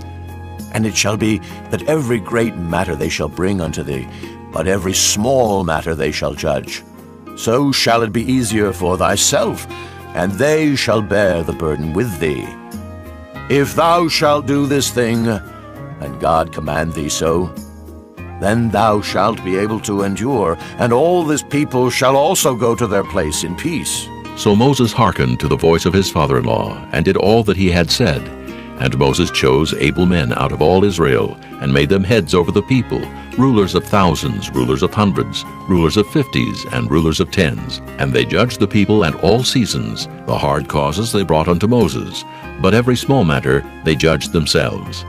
And Moses let his father-in-law depart, and he went his way into his own land. Chapter 19. In the 3rd month, when the children of Israel were gone forth out of the land of Egypt, the same day came they into the wilderness of Sinai, for they were departed from Rephidim, and were come to the desert of Sinai, and had pitched in the wilderness. And there Israel camped before the mount. And Moses went up unto God, and the Lord called unto him out of the mountain, saying, Thus shalt thou say to the house of Jacob, and tell the children of Israel, Ye have seen what I did unto the Egyptians, and how I bare you on eagle's wings, and brought you unto myself. Now therefore, if ye will obey my voice indeed, and keep my covenant, then ye shall be a peculiar treasure unto me above all people. For all the earth is mine, and ye shall be unto me a kingdom of priests, and an holy nation.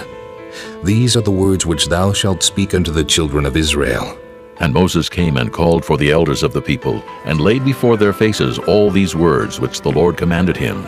And all the people answered together and said, All that the Lord hath spoken we will do. And Moses returned the words of the people unto the Lord. And the Lord said unto Moses, Lo, I come unto thee in a thick cloud, that the people may hear when I speak with thee, and believe thee forever.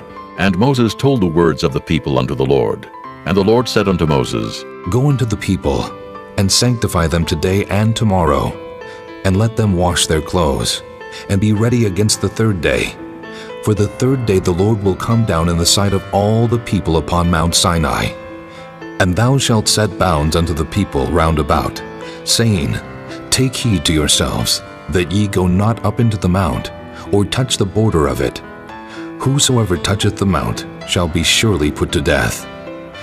There shall not an hand touch it, but he shall surely be stoned or shot through. Whether it be beast or man, it shall not live. When the trumpet soundeth long, they shall come up to the mount. And Moses went down from the mount unto the people, and sanctified the people, and they washed their clothes. And he said unto the people, Be ready against the third day. Come not at your wives. And it came to pass on the third day in the morning, that there were thunders and lightnings, and a thick cloud upon the mount, and the voice of the trumpet exceeding loud, so that all the people that was in the camp trembled. And Moses brought forth the people out of the camp to meet with God, and they stood at the nether part of the mount. And Mount Sinai was altogether on a smoke, because the Lord descended upon it in fire, and the smoke thereof ascended as the smoke of a furnace, and the whole mount quaked greatly. And when the voice of the trumpet sounded long, and waxed louder and louder, Moses spake, and God answered him by a voice. And the Lord came down upon Mount Sinai, on the top of the mount, and the Lord called Moses up to the top of the mount. And Moses went up, and the Lord said unto Moses, Go down, charge the people lest they break through unto the Lord to gaze, and many of them perish. And let the priests also, which come near to the Lord, sanctify themselves, lest the Lord break forth upon them.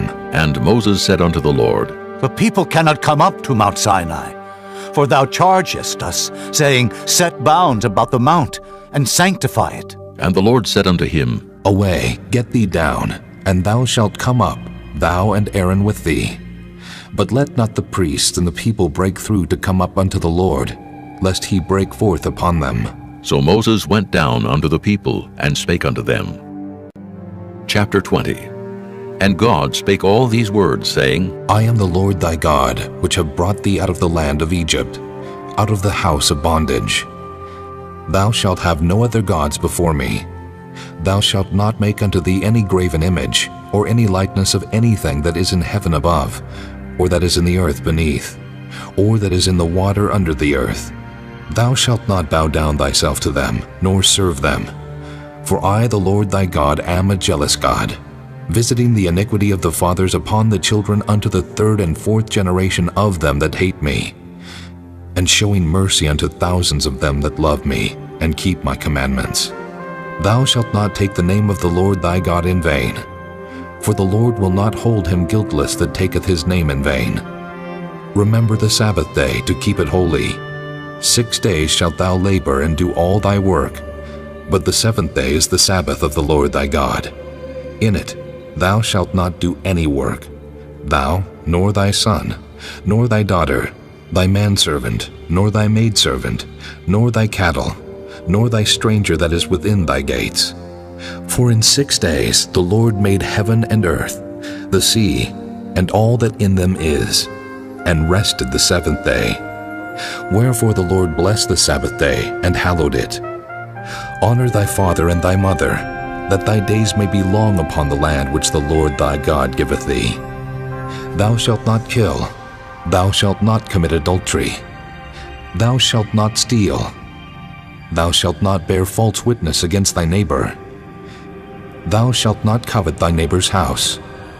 Thou shalt not covet thy neighbor's wife, nor his manservant, nor his maidservant, nor his ox, nor his ass, nor anything that is thy neighbor's. And all the people saw the thunderings and the lightnings, and the noise of the trumpet, and the mountain smoking. And when the people saw it, they removed and stood afar off. And they said unto Moses, Speak thou with us, and we will hear. But let not God speak with us, lest we die. And Moses said unto the people, Fear not, for God is come to prove you, and that his fear may be before your faces, that ye sin not. And the people stood afar off. And Moses drew near unto the thick darkness where God was.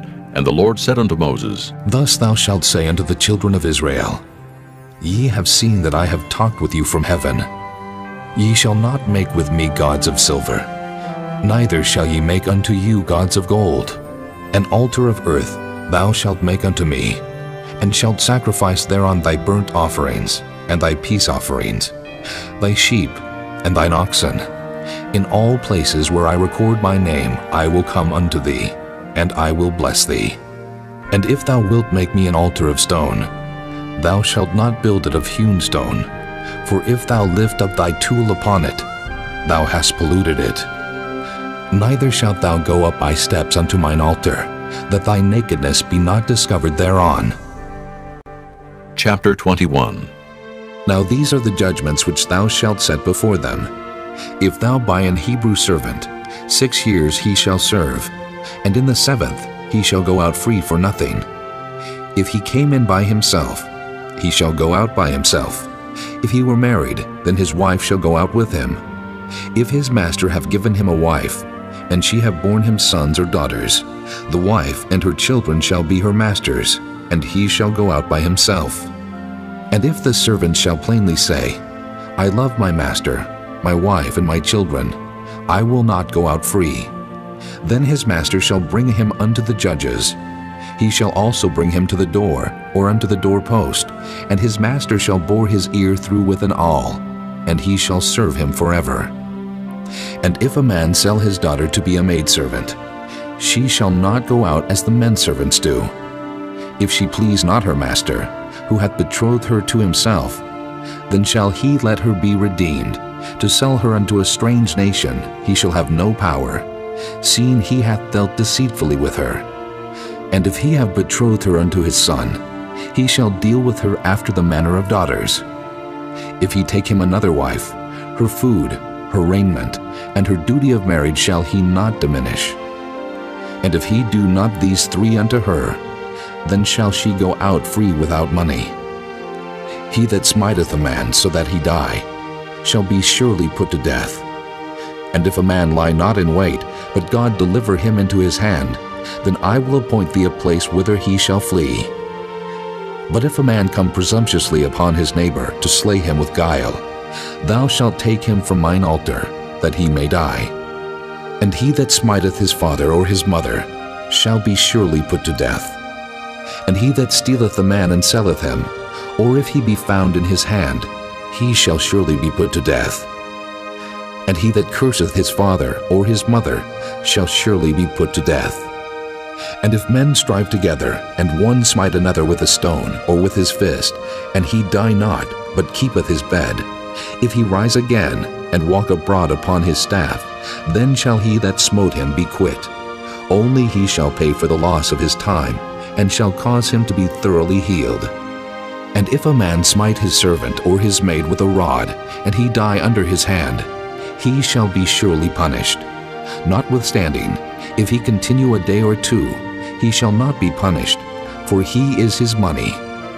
If men strive and hurt a woman with child, so that her fruit depart from her, and yet no mischief follow, he shall be surely punished, according as the woman's husband will lay upon him, and he shall pay as the judges determine. And if any mischief follow, then thou shalt give life for life, eye for eye, tooth for tooth, hand for hand, foot for foot, burning for burning, wound for wound, stripe for stripe.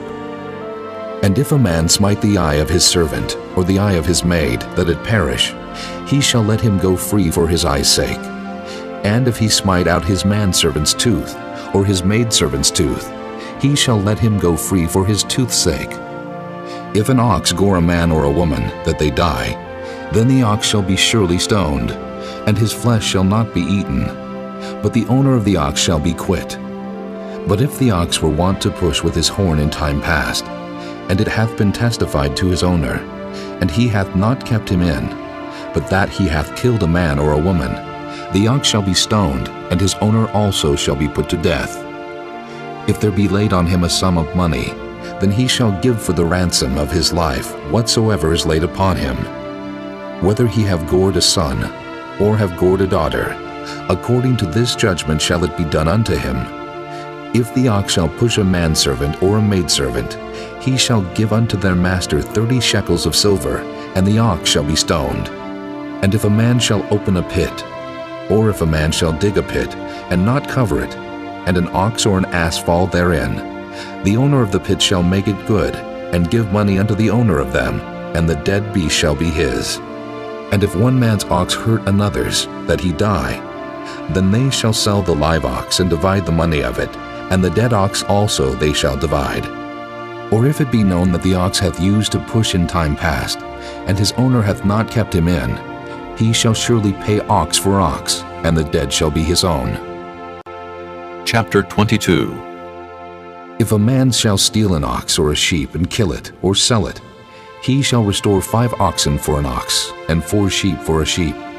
If a thief be found breaking up, and be smitten that he die, there shall no blood be shed for him. If the sun be risen upon him, there shall be blood shed for him, for he should make full restitution.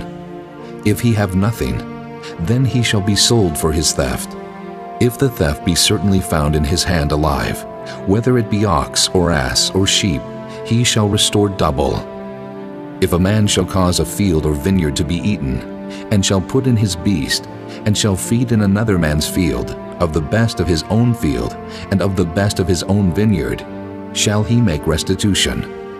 If fire break out, and catch in thorns, so that the stacks of corn, or the standing corn, or the field be consumed therewith, he that kindled the fire shall surely make restitution.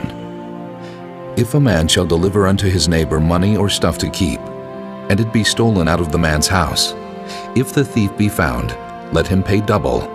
If the thief be not found, then the master of the house shall be brought unto the judges, to see whether he have put his hand unto his neighbor's goods. For all manner of trespass, whether it be for ox, for ass, for sheep, for raiment, or for any manner of lost thing which another challengeth to be his, the cause of both parties shall come before the judges, and whom the judges shall condemn, he shall pay double unto his neighbor.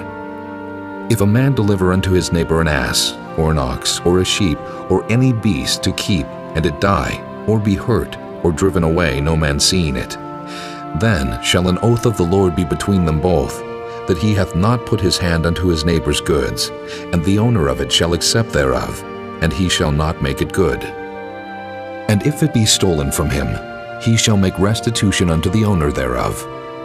If it be torn in pieces, then let him bring it for witness, and he shall not make good that which was torn. And if a man borrow aught of his neighbor, and it be hurt or die, the owner thereof being not with it, he shall surely make it good. But if the owner thereof be with it, he shall not make it good. If it be an hired thing, it came for his hire.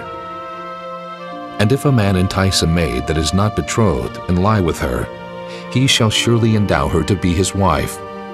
If her father utterly refuse to give her unto him, he shall pay money according to the dowry of virgins. Thou shalt not suffer a witch to live. Whosoever lieth with a beast shall surely be put to death. He that sacrificeth unto any god, save unto the Lord only, he shall be utterly destroyed. Thou shalt neither vex a stranger, nor oppress him, for ye were strangers in the land of Egypt. Ye shall not afflict any widow or fatherless child. If thou afflict them in any wise, and they cry at all unto me, I will surely hear their cry, and my wrath shall wax hot, and I will kill you with the sword, and your wives shall be widows, and your children fatherless. If thou lend money to any of my people that is poor by thee, thou shalt not be to him as an usurer, neither shalt thou lay upon him usury. If thou at all take thy neighbor's raiment to pledge, thou shalt deliver it unto him by that the sun goeth down, for that is his covering only. It is his raiment for his skin. Wherein shall he sleep? And it shall come to pass, when he crieth unto me, that I will hear, for I am gracious. Thou shalt not revile the gods, nor curse the ruler of thy people. Thou shalt not delay to offer the first of thy ripe fruits, and of thy liquors. The firstborn of thy son shalt thou give unto me. Likewise shalt thou do with thine oxen, and with thy sheep. 7 days it shall be with his dam. On the 8th day thou shalt give it me. And ye shall be holy men unto me. Neither shall ye eat any flesh that is torn of beast in the field. Ye shall cast it to the dogs. Chapter 23.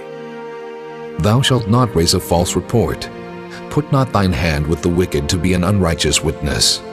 Thou shalt not follow a multitude to do evil, neither shalt thou speak in a cause to decline after many to wrest judgment. Neither shalt thou countenance a poor man in his cause. If thou meet thine enemy's ox or his ass going astray, thou shalt surely bring it back to him again. If thou see the ass of him that hateth thee lying under his burden, and wouldest forbear to help him, thou shalt surely help with him. Thou shalt not wrest the judgment of thy poor in his cause. Keep thee far from a false matter, and the innocent and righteous slay thou not, for I will not justify the wicked. And thou shalt take no gift, for the gift blindeth the wise, and perverteth the words of the righteous.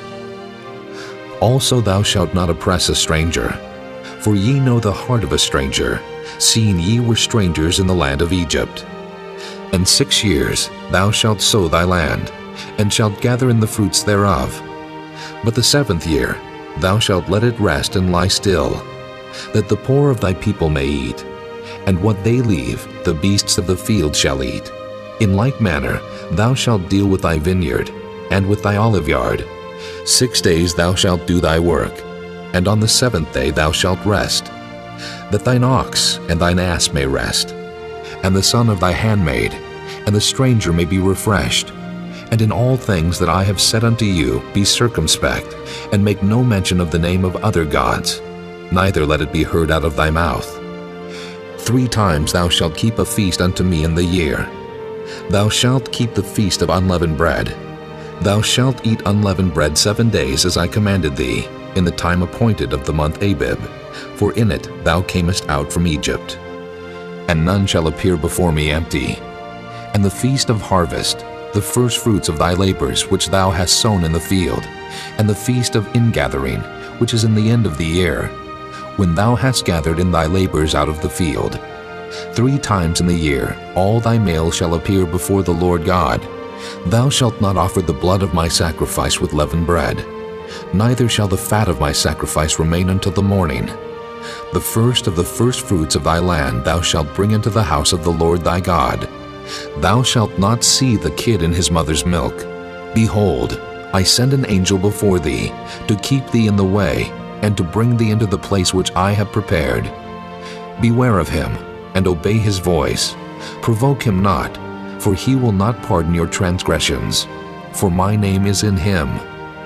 But if thou shalt indeed obey his voice, and do all that I speak, then I will be an enemy unto thine enemies, and an adversary unto thine adversaries.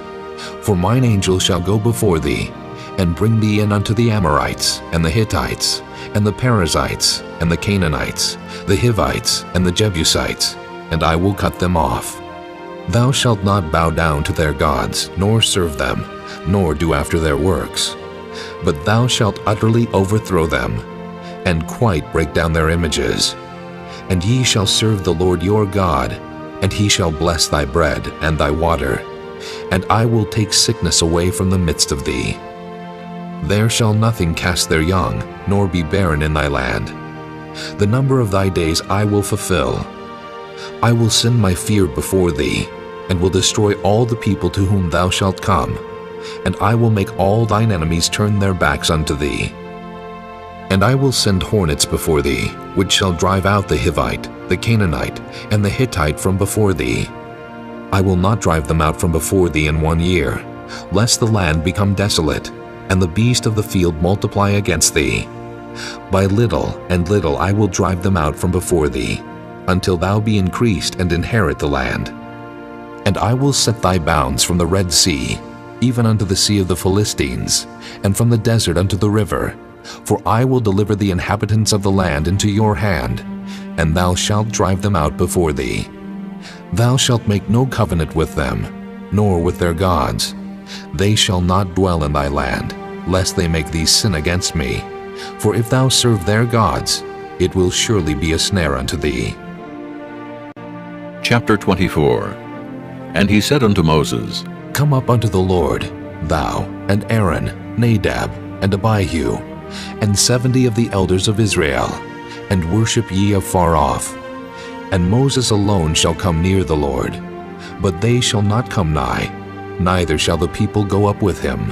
And Moses came and told the people all the words of the Lord, and all the judgments. And all the people answered with one voice and said, All the words which the Lord hath said will we do. And Moses wrote all the words of the Lord, and rose up early in the morning, and builded an altar under the hill, and 12 pillars according to the 12 tribes of Israel. And he sent young men of the children of Israel, which offered burnt offerings, and sacrificed peace offerings of oxen unto the Lord. And Moses took half of the blood, and put it in basins, and half of the blood he sprinkled on the altar. And he took the book of the covenant, and read it in the audience of the people, and they said, All that the Lord hath said will we do, and be obedient. And Moses took the blood, and sprinkled it on the people, and said, Behold, the blood of the covenant, which the Lord hath made with you concerning all these words. Then went up Moses and Aaron, Nadab and Abihu, and 70 of the elders of Israel, and they saw the God of Israel. And there was under his feet as it were a paved work of a sapphire stone, and as it were the body of heaven in his clearness. And upon the nobles of the children of Israel he laid not his hand. Also they saw God, and did eat and drink. And the Lord said unto Moses, Come up to me into the mount, and be there, and I will give thee tables of stone, and a law and commandments which I have written, that thou mayest teach them. And Moses rose up, and his minister Joshua. And Moses went up into the mount of God, and he said unto the elders, Tarry ye here for us, until we come again unto you. And behold, Aaron and Hur are with you. If any man have any matters to do, let him come unto them. And Moses went up into the mount, and a cloud covered the mount. And the glory of the Lord abode upon Mount Sinai, and the cloud covered it 6 days. And the 7th day he called unto Moses out of the midst of the cloud. And the sight of the glory of the Lord was like devouring fire on the top of the mount in the eyes of the children of Israel. And Moses went into the midst of the cloud, and gat him up into the mount. And Moses was in the mount 40 days and 40 nights. Chapter 25. And the Lord spake unto Moses, saying, Speak unto the children of Israel, that they bring me an offering. Of every man that giveth it willingly, with his heart ye shall take my offering. And this is the offering which ye shall take of them: gold, and silver, and brass, and blue, and purple, and scarlet, and fine linen, and goat's hair, and ram skins dyed red, and badger skins, and shittim wood, oil for the light, spices for anointing oil, and for sweet incense, onyx stones, and stones to be set in the ephod, and in the breastplate. And let them make me a sanctuary, that I may dwell among them, according to all that I show thee, after the pattern of the tabernacle, and the pattern of all the instruments thereof. Even so shall ye make it. And they shall make an ark of shittim wood. 2 cubits and a half shall be the length thereof, and 1 cubit and a half the breadth thereof, and 1 cubit and a half the height thereof. And thou shalt overlay it with pure gold. Within and without shalt thou overlay it, and shalt make upon it a crown of gold round about. And thou shalt cast 4 rings of gold for it, and put them in the 4 corners thereof. And 2 rings shall be in the one side of it, and 2 rings in the other side of it. And thou shalt make staves of shittim wood, and overlay them with gold. And thou shalt put the staves into the rings by the sides of the ark, that the ark may be borne with them. The staves shall be in the rings of the ark. They shall not be taken from it. And thou shalt put into the ark the testimony which I shall give thee. And thou shalt make a mercy seat of pure gold. 2 cubits and a half shall be the length thereof, and 1 cubit and a half the breadth thereof. And thou shalt make 2 cherubims of gold. Of beaten work shalt thou make them in the 2 ends of the mercy seat. And make 1 cherub on the one end, and the other cherub on the other end. Even of the mercy seat shall ye make the cherubims on the 2 ends thereof. And the cherubims shall stretch forth their wings on high, covering the mercy seat with their wings, and their faces shall look one to another. Toward the mercy seat shall the faces of the cherubims be.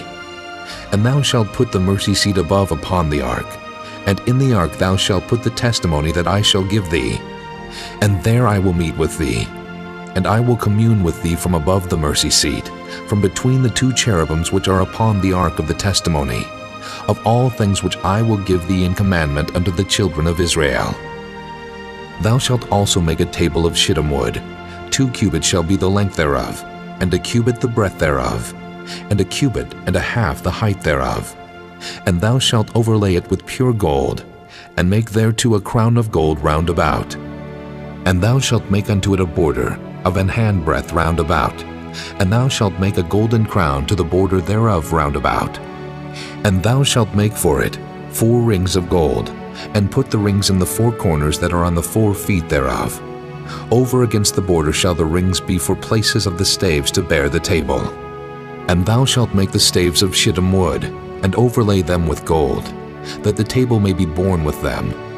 And thou shalt make the dishes thereof, and spoons thereof, and covers thereof, and bowls thereof, to cover withal, of pure gold shalt thou make them.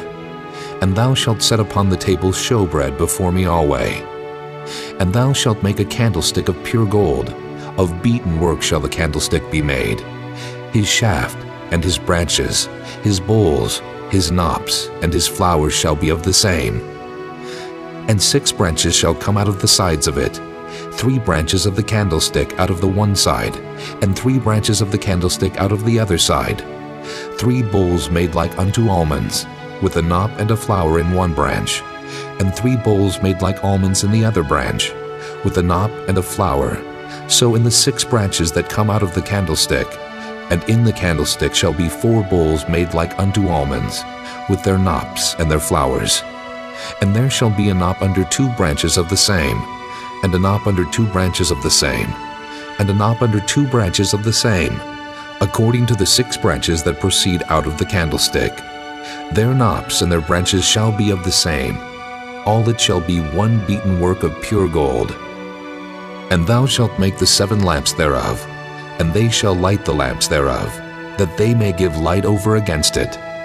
And the tongs thereof, and the snuff dishes thereof, shall be of pure gold. Of a talent of pure gold shall he make it, with all these vessels. And look that thou make them after their pattern, which was showed thee in the mount. Chapter 26. Moreover, thou shalt make the tabernacle with 10 curtains of fine twined linen, and blue, and purple, and scarlet. With cherubims of cunning work shalt thou make them. The length of one curtain shall be 28 cubits, and the breadth of one curtain 4 cubits. And every one of the curtains shall have one measure. The 5 curtains shall be coupled together, one to another, and other 5 curtains shall be coupled one to another. And thou shalt make loops of blue upon the edge of the one curtain from the selvage in the coupling. And likewise shalt thou make in the uttermost edge of another curtain, in the coupling of the second. 50 loops shalt thou make in the one curtain, and 50 loops shalt thou make in the edge of the curtain that is in the coupling of the second, that the loops may take hold one of another. And thou shalt make 50 tacks of gold, and couple the curtains together with the tacks, and it shall be one tabernacle. And thou shalt make curtains of goat's hair to be a covering upon the tabernacle. 11 curtains shalt thou make. The length of one curtain shall be 30 cubits, and the breadth of one curtain 4 cubits. And the 11 curtains shall be all of one measure. And thou shalt couple 5 curtains by themselves, and 6 curtains by themselves, and shalt double the 6th curtain in the forefront of the tabernacle. And thou shalt make 50 loops on the edge of the one curtain that is outmost in the coupling, and 50 loops in the edge of the curtain which coupleth the second. And thou shalt make 50 tacks of brass, and put the tacks into the loops, and couple the tent together, that it may be one. And the remnant that remaineth of the curtains of the tent, the half curtain that remaineth, shall hang over the backside of the tabernacle. And a cubit on the one side, and a cubit on the other side of that which remaineth in the length of the curtains of the tent. It shall hang over the sides of the tabernacle, on this side and on that side to cover it. And thou shalt make a covering for the tent of ram skins dyed red, and a covering above of badger skins. And thou shalt make boards for the tabernacle of shittim wood standing up. 10 cubits shall be the length of a board, and a cubit and a half shall be the breadth of one board. 2 tenons shall there be in one board, set in order one against another. Thus shalt thou make for all the boards of the tabernacle. And thou shalt make the boards for the tabernacle 20 boards on the south side southward. And thou shalt make 40 sockets of silver under the 20 boards, 2 sockets under one board for his 2 tenons, and 2 sockets under another board for his 2 tenons. And for the second side of the tabernacle on the north side there shall be 20 boards. And there 40 sockets of silver, 2 sockets under one board, and 2 sockets under another board.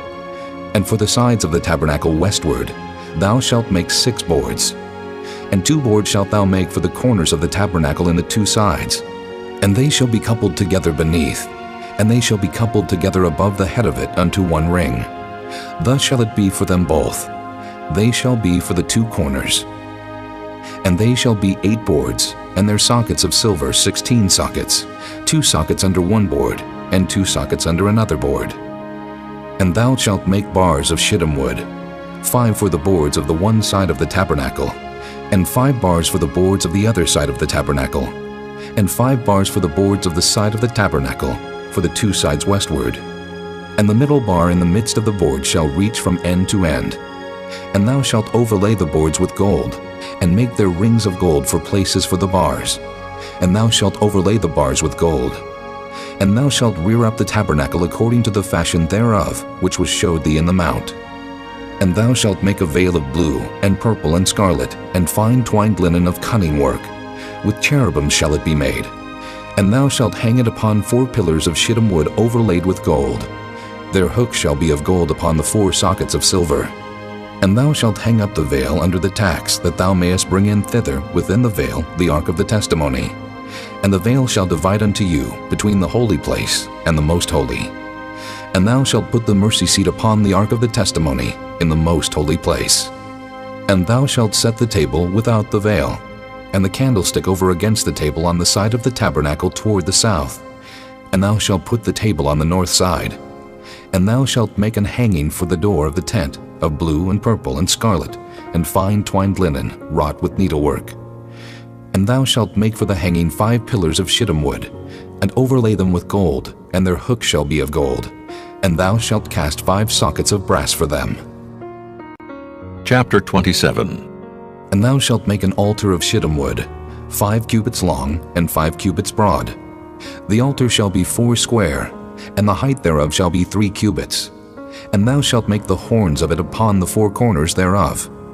His horn shall be of the same. And thou shalt overlay it with brass. And thou shalt make his pans to receive his ashes, and his shovels, and his basins, and his flesh hooks, and his fire pans. All the vessels thereof thou shalt make of brass. And thou shalt make for it a grate of network of brass. And upon the net shalt thou make 4 brassen rings in the 4 corners thereof. And thou shalt put it under the compass of the altar beneath, that the net may be even to the midst of the altar. And thou shalt make staves for the altar, staves of shittim wood, and overlay them with brass. And the staves shall be put into the rings, and the staves shall be upon the 2 sides of the altar to bear it. Hollow with boards shalt thou make it. As it was showed thee in the mount, so shall they make it. And thou shalt make the court of the tabernacle. For the south side southward there shall be hangings for the court of fine twined linen, of 100 cubits long for one side. And the 20 pillars thereof, and their 20 sockets shall be of brass. The hooks of the pillars, and their fillets shall be of silver. And likewise for the north side in length there shall be hangings of 100 cubits long, and his 20 pillars, and their 20 sockets of brass, the hooks of the pillars, and their fillets of silver. And for the breadth of the court on the west side shall be hangings of 50 cubits, their pillars 10, and their sockets 10. And the breadth of the court on the east side eastward shall be 50 cubits.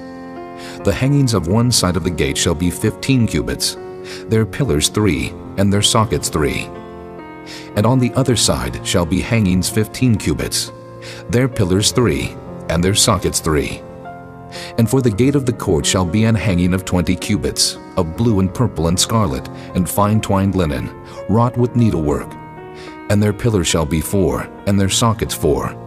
All the pillars round about the court shall be filleted with silver. Their hooks shall be of silver, and their sockets of brass. The length of the court shall be 100 cubits, and the breadth 50, everywhere. And the height 5 cubits of fine twined linen, and their sockets of brass. All the vessels of the tabernacle and all the service thereof, and all the pins thereof, and all the pins of the court shall be of brass.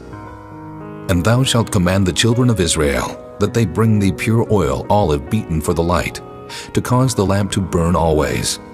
In the tabernacle of the congregation without the veil, which is before the testimony, Aaron and his sons shall order it from evening to morning before the Lord. It shall be a statute forever unto their generations on the behalf of the children of Israel. Chapter 28. And take thou unto thee Aaron thy brother, and his sons with him from among the children of Israel, that he may minister unto me in the priest's office, even Aaron, Nadab, and Abihu, Eleazar, and Ithamar, Aaron's sons. And thou shalt make holy garments for Aaron thy brother, for glory and for beauty. And thou shalt speak unto all that are wise-hearted, whom I have filled with the spirit of wisdom, that they may make Aaron's garments to consecrate him, that he may minister unto me in the priest's office. And these are the garments which they shall make: a breastplate, and an ephod, and a robe, and a broidered coat, a mitre, and a girdle. And they shall make holy garments for Aaron thy brother and his sons, that he may minister unto me in the priest's office. And they shall take gold, and blue, and purple, and scarlet, and fine linen. And they shall make the ephod of gold, of blue, and of purple, of scarlet, and fine twined linen with cunning work. It shall have the 2 shoulder pieces thereof joined at the 2 edges thereof, and so it shall be joined together. And the curious girdle of the ephod which is upon it shall be of the same according to the work thereof, even of gold, of blue, and purple, and scarlet, and fine twined linen. And thou shalt take 2 onyx stones, and grave on them the names of the children of Israel, 6 of their names on one stone, and the other 6 names of the rest on the other stone according to their birth. With the work of an engraver in stone, like the engravings of a signet, shalt thou engrave the 2 stones with the names of the children of Israel. Thou shalt make them to be set in ouches of gold. And thou shalt put the 2 stones upon the shoulders of the ephod for stones of memorial unto the children of Israel. And Aaron shall bear their names before the Lord upon his 2 shoulders for a memorial. And thou shalt make ouches of gold, and 2 chains of pure gold at the ends, of wreathen work shalt thou make them, and fasten the wreathen chains to the ouches. And thou shalt make the breastplate of judgment with cunning work. After the work of the ephod thou shalt make it. Of gold, of blue, and of purple, and of scarlet, and of fine twined linen shalt thou make it. 4 square it shall be being doubled. A span shall be the length thereof, and a span shall be the breadth thereof. And thou shalt set in it settings of stones, even 4 rows of stones. The first row shall be a sardius, a topaz, and a carbuncle. This shall be the first row. And the second row shall be an emerald, a sapphire, and a diamond. And the third row, a ligure, an agate, and an amethyst. And the fourth row, a beryl, and an onyx, and a jasper. They shall be set in gold in their enclosings. And the stones shall be with the names of the children of Israel, 12 according to their names, like the engravings of a signet. Every one with his name shall they be according to the 12 tribes. And thou shalt make upon the breastplate chains at the ends of wreathen work of pure gold. And thou shalt make upon the breastplate 2 rings of gold, and shalt put the 2 rings on the 2 ends of the breastplate. And thou shalt put the 2 wreathen chains of gold in the 2 rings which are on the ends of the breastplate. And the other 2 ends of the 2 wreathen chains thou shalt fasten in the 2 ouches, and put them on the shoulder pieces of the ephod before it. And thou shalt make 2 rings of gold, and thou shalt put them upon the 2 ends of the breastplate in the border thereof, which is in the side of the ephod inward. And 2 other rings of gold thou shalt make, and shalt put them on the 2 sides of the ephod underneath, toward the forepart thereof, over against the other coupling thereof, above the curious girdle of the ephod. And they shall bind the breastplate by the rings thereof unto the rings of the ephod with a lace of blue, that it may be above the curious girdle of the ephod, and that the breastplate be not loosed from the ephod. And Aaron shall bear the names of the children of Israel in the breastplate of judgment upon his heart, when he goeth in unto the holy place, for a memorial before the Lord continually. And thou shalt put in the breastplate of judgment the Urim and the Thummim, and they shall be upon Aaron's heart when he goeth in before the Lord. And Aaron shall bear the judgment of the children of Israel upon his heart before the Lord continually. And thou shalt make the robe of the ephod all of blue, and there shall be an hole in the top of it, in the midst thereof. It shall have a binding of woven work round about the whole of it, as it were the hole of an habergeon, that it be not rent. And beneath, upon the hem of it, thou shalt make pomegranates of blue, and of purple, and of scarlet, round about the hem thereof, and bells of gold between them round about. A golden bell and a pomegranate, a golden bell and a pomegranate, upon the hem of the robe round about. And it shall be upon Aaron to minister, and his sound shall be heard when he goeth in unto the holy place before the Lord, and when he cometh out, that he die not. And thou shalt make a plate of pure gold, and grave upon it, like the engravings of a signet, Holiness to the Lord. And thou shalt put it on a blue lace, that it may be upon the mitre. Upon the forefront of the mitre it shall be. And it shall be upon Aaron's forehead, that Aaron may bear the iniquity of the holy things, which the children of Israel shall hallow in all their holy gifts. And it shall be always upon his forehead, that they may be accepted before the Lord. And thou shalt embroider the coat of fine linen, and thou shalt make the mitre of fine linen, and thou shalt make the girdle of needlework. And for Aaron's sons thou shalt make coats, and thou shalt make for them girdles, and bonnets shalt thou make for them, for glory and for beauty. And thou shalt put them upon Aaron thy brother, and his sons with him, and shalt anoint them, and consecrate them, and sanctify them, that they may minister unto me in the priest's office. And thou shalt make them linen breeches to cover their nakedness. From the loins even unto the thighs they shall reach. And they shall be upon Aaron and upon his sons when they come in unto the tabernacle of the congregation, or when they come near unto the altar to minister in the holy place, that they bear not iniquity and die. It shall be a statute forever unto him and his seed after him. Chapter 29. And this is the thing that thou shalt do unto them, to hallow them, to minister unto me in the priest's office. Take 1 young bullock, and 2 rams without blemish, and unleavened bread, and cakes unleavened tempered with oil, and wafers unleavened anointed with oil. Of wheaten flour shalt thou make them. And thou shalt put them into 1 basket, and bring them in the basket with the bullock and the 2 rams. And Aaron and his sons thou shalt bring unto the door of the tabernacle of the congregation, and shalt wash them with water. And thou shalt take the garments, and put upon Aaron the coat, and the robe of the ephod, and the ephod, and the breastplate, and gird him with the curious girdle of the ephod. And thou shalt put the mitre upon his head, and put the holy crown upon the mitre. Then shalt thou take the anointing oil, and pour it upon his head, and anoint him. And thou shalt bring his sons, and put coats upon them, and thou shalt gird them with girdles, Aaron and his sons, and put the bonnets on them, and the priest's office shall be theirs for a perpetual statute. And thou shalt consecrate Aaron and his sons. And thou shalt cause a bullock to be brought before the tabernacle of the congregation. And Aaron and his sons shall put their hands upon the head of the bullock. And thou shalt kill the bullock before the Lord, by the door of the tabernacle of the congregation.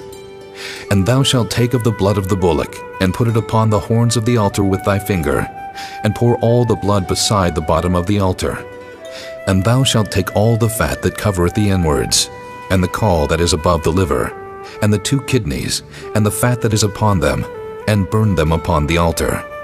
But the flesh of the bullock, and his skin, and his dung, shalt thou burn with fire without the camp.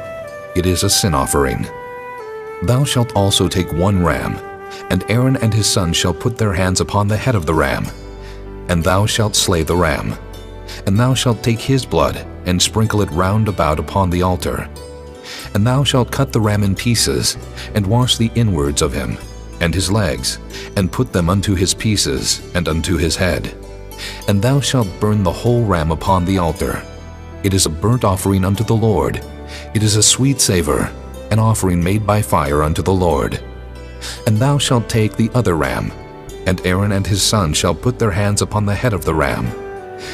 Then shalt thou kill the ram, and take of his blood, and put it upon the tip of the right ear of Aaron, and upon the tip of the right ear of his sons, and upon the thumb of their right hand, and upon the great toe of their right foot, and sprinkle the blood upon the altar round about.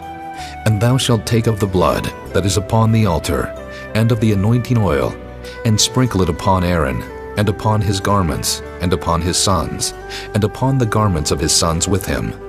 And he shall be hallowed, and his garments and his sons' garments with him. Also thou shalt take of the ram the fat and the rump, and the fat that covereth the inwards, and the caul above the liver, and the 2 kidneys, and the fat that is upon them, and the right shoulder, for it is a ram of consecration.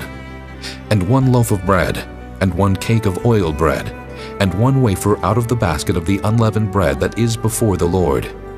And thou shalt put all in the hands of Aaron, and in the hands of his sons, and shalt wave them for a wave offering before the Lord.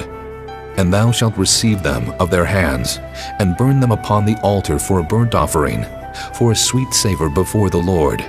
It is an offering made by fire unto the Lord. And thou shalt take the breast of the ram of Aaron's consecration, and wave it for a wave offering before the Lord, and it shall be thy part. And thou shalt sanctify the breast of the wave offering, and the shoulder of the heave offering, which is waved, and which is heaved up, of the ram of the consecration, even of that which is for Aaron, and of that which is for his sons. And it shall be Aaron's and his sons by a statute forever from the children of Israel. For it is an heave offering, and it shall be an heave offering from the children of Israel of the sacrifice of their peace offerings, even their heave offering unto the Lord. And the holy garments of Aaron shall be his sons after him, to be anointed therein, and to be consecrated in them. And that son that is priest in his stead shall put them on 7 days, when he cometh into the tabernacle of the congregation to minister in the holy place. And thou shalt take the ram of the consecration, and seethe his flesh in the holy place. And Aaron and his sons shall eat the flesh of the ram, and the bread that is in the basket by the door of the tabernacle of the congregation. And they shall eat those things wherewith the atonement was made, to consecrate and to sanctify them. But a stranger shall not eat thereof, because they are holy. And if aught of the flesh of the consecrations, or of the bread remain unto the morning, then thou shalt burn the remainder with fire. It shall not be eaten, because it is holy. And thus shalt thou do unto Aaron, and to his sons, according to all things which I have commanded thee. 7 days shalt thou consecrate them, and thou shalt offer every day a bullock for a sin offering for atonement. And thou shalt cleanse the altar, when thou hast made an atonement for it, and thou shalt anoint it to sanctify it. 7 days thou shalt make an atonement for the altar, and sanctify it, and it shall be an altar most holy. Whatsoever toucheth the altar shall be holy. Now this is that which thou shalt offer upon the altar: 2 lambs of the first year, day by day continually. The 1 lamb thou shalt offer in the morning, and the other lamb thou shalt offer at even. And with the 1 lamb 1/10 deal of flour mingled with the 4th part of an hin of beaten oil, and the 4th part of an hin of wine for a drink offering. And the other lamb thou shalt offer at even, and shalt do thereto according to the meat offering of the morning, and according to the drink offering thereof, for a sweet savor, an offering made by fire unto the Lord. This shall be a continual burnt offering throughout your generations at the door of the tabernacle of the congregation before the Lord, where I will meet you, to speak there unto thee. And there I will meet with the children of Israel, and the tabernacle shall be sanctified by my glory. And I will sanctify the tabernacle of the congregation, and the altar. I will sanctify also both Aaron and his sons, to minister to me in the priest's office. And I will dwell among the children of Israel, and will be their God. And they shall know that I am the Lord their God, that brought them forth out of the land of Egypt, that I may dwell among them. I am the Lord their God. Chapter 30. And thou shalt make an altar to burn incense upon. Of shittim wood shalt thou make it. A cubit shall be the length thereof, and a cubit the breadth thereof. 4 square shall it be, and 2 cubits shall be the height thereof. The horns thereof shall be of the same. And thou shalt overlay it with pure gold, the top thereof, and the sides thereof round about, and the horns thereof. And thou shalt make unto it a crown of gold round about. And 2 golden rings shalt thou make to it under the crown of it, by the 2 corners thereof. Upon the 2 sides of it shalt thou make it, and they shall be for places for the staves to bear it withal. And thou shalt make the staves of shittim wood, and overlay them with gold. And thou shalt put it before the veil that is by the ark of the testimony, before the mercy seat that is over the testimony, where I will meet with thee. And Aaron shall burn thereon sweet incense every morning. When he dresseth the lamps, he shall burn incense upon it. And when Aaron lighteth the lamps at even, he shall burn incense upon it, a perpetual incense before the Lord throughout your generations. Ye shall offer no strange incense thereon, nor burnt sacrifice, nor meat offering, neither shall ye pour drink offering thereon. And Aaron shall make an atonement upon the horns of it once in a year, with the blood of the sin offering of atonements. Once in the year shall he make atonement upon it throughout your generations. It is most holy unto the Lord. And the Lord spake unto Moses, saying, When thou takest the sum of the children of Israel after their number, then shall they give every man a ransom for his soul unto the Lord, when thou numberest them, that there be no plague among them when thou numberest them. This they shall give, every one that passeth among them that are numbered, half a shekel after the shekel of the sanctuary. A shekel is 20 gerahs, and half shekel shall be the offering of the Lord. Every one that passeth among them that are numbered, from 20 years old and above, shall give an offering unto the Lord. The rich shall not give more, and the poor shall not give less than half a shekel, when they give an offering unto the Lord to make an atonement for your souls. And thou shalt take the atonement money of the children of Israel, and shalt appoint it for the service of the tabernacle of the congregation, that it may be a memorial unto the children of Israel before the Lord, to make an atonement for your souls. And the Lord spake unto Moses, saying, Thou shalt also make a laver of brass, and his foot also of brass, to wash withal, and thou shalt put it between the tabernacle of the congregation and the altar, and thou shalt put water therein. For Aaron and his sons shall wash their hands and their feet thereat. When they go into the tabernacle of the congregation, they shall wash with water, that they die not. Or when they come near to the altar to minister, to burn offering made by fire unto the Lord. So they shall wash their hands and their feet, that they die not. And it shall be a statute forever to them, even to him and to his seed throughout their generations. Moreover, the Lord spake unto Moses, saying, Take thou also unto thee principal spices of pure myrrh, 500 shekels, and of sweet cinnamon half so much, even 250 shekels, and of sweet calamus 250 shekels, and of cassia 500 shekels, after the shekel of the sanctuary, and of oil olive and hin. And thou shalt make it an oil of holy ointment, an ointment compound after the art of the apothecary. It shall be an holy anointing oil. And thou shalt anoint the tabernacle of the congregation therewith, and the ark of the testimony, and the table, and all his vessels, and the candlestick, and his vessels, and the altar of incense, and the altar of burnt offering with all his vessels, and the laver, and his foot. And thou shalt sanctify them, that they may be most holy. Whatsoever toucheth them shall be holy. And thou shalt anoint Aaron and his sons, and consecrate them, that they may minister unto me in the priest's office.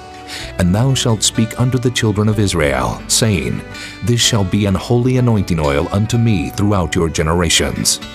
Upon man's flesh shall it not be poured, neither shall ye make any other like it after the composition of it. It is holy, and it shall be holy unto you.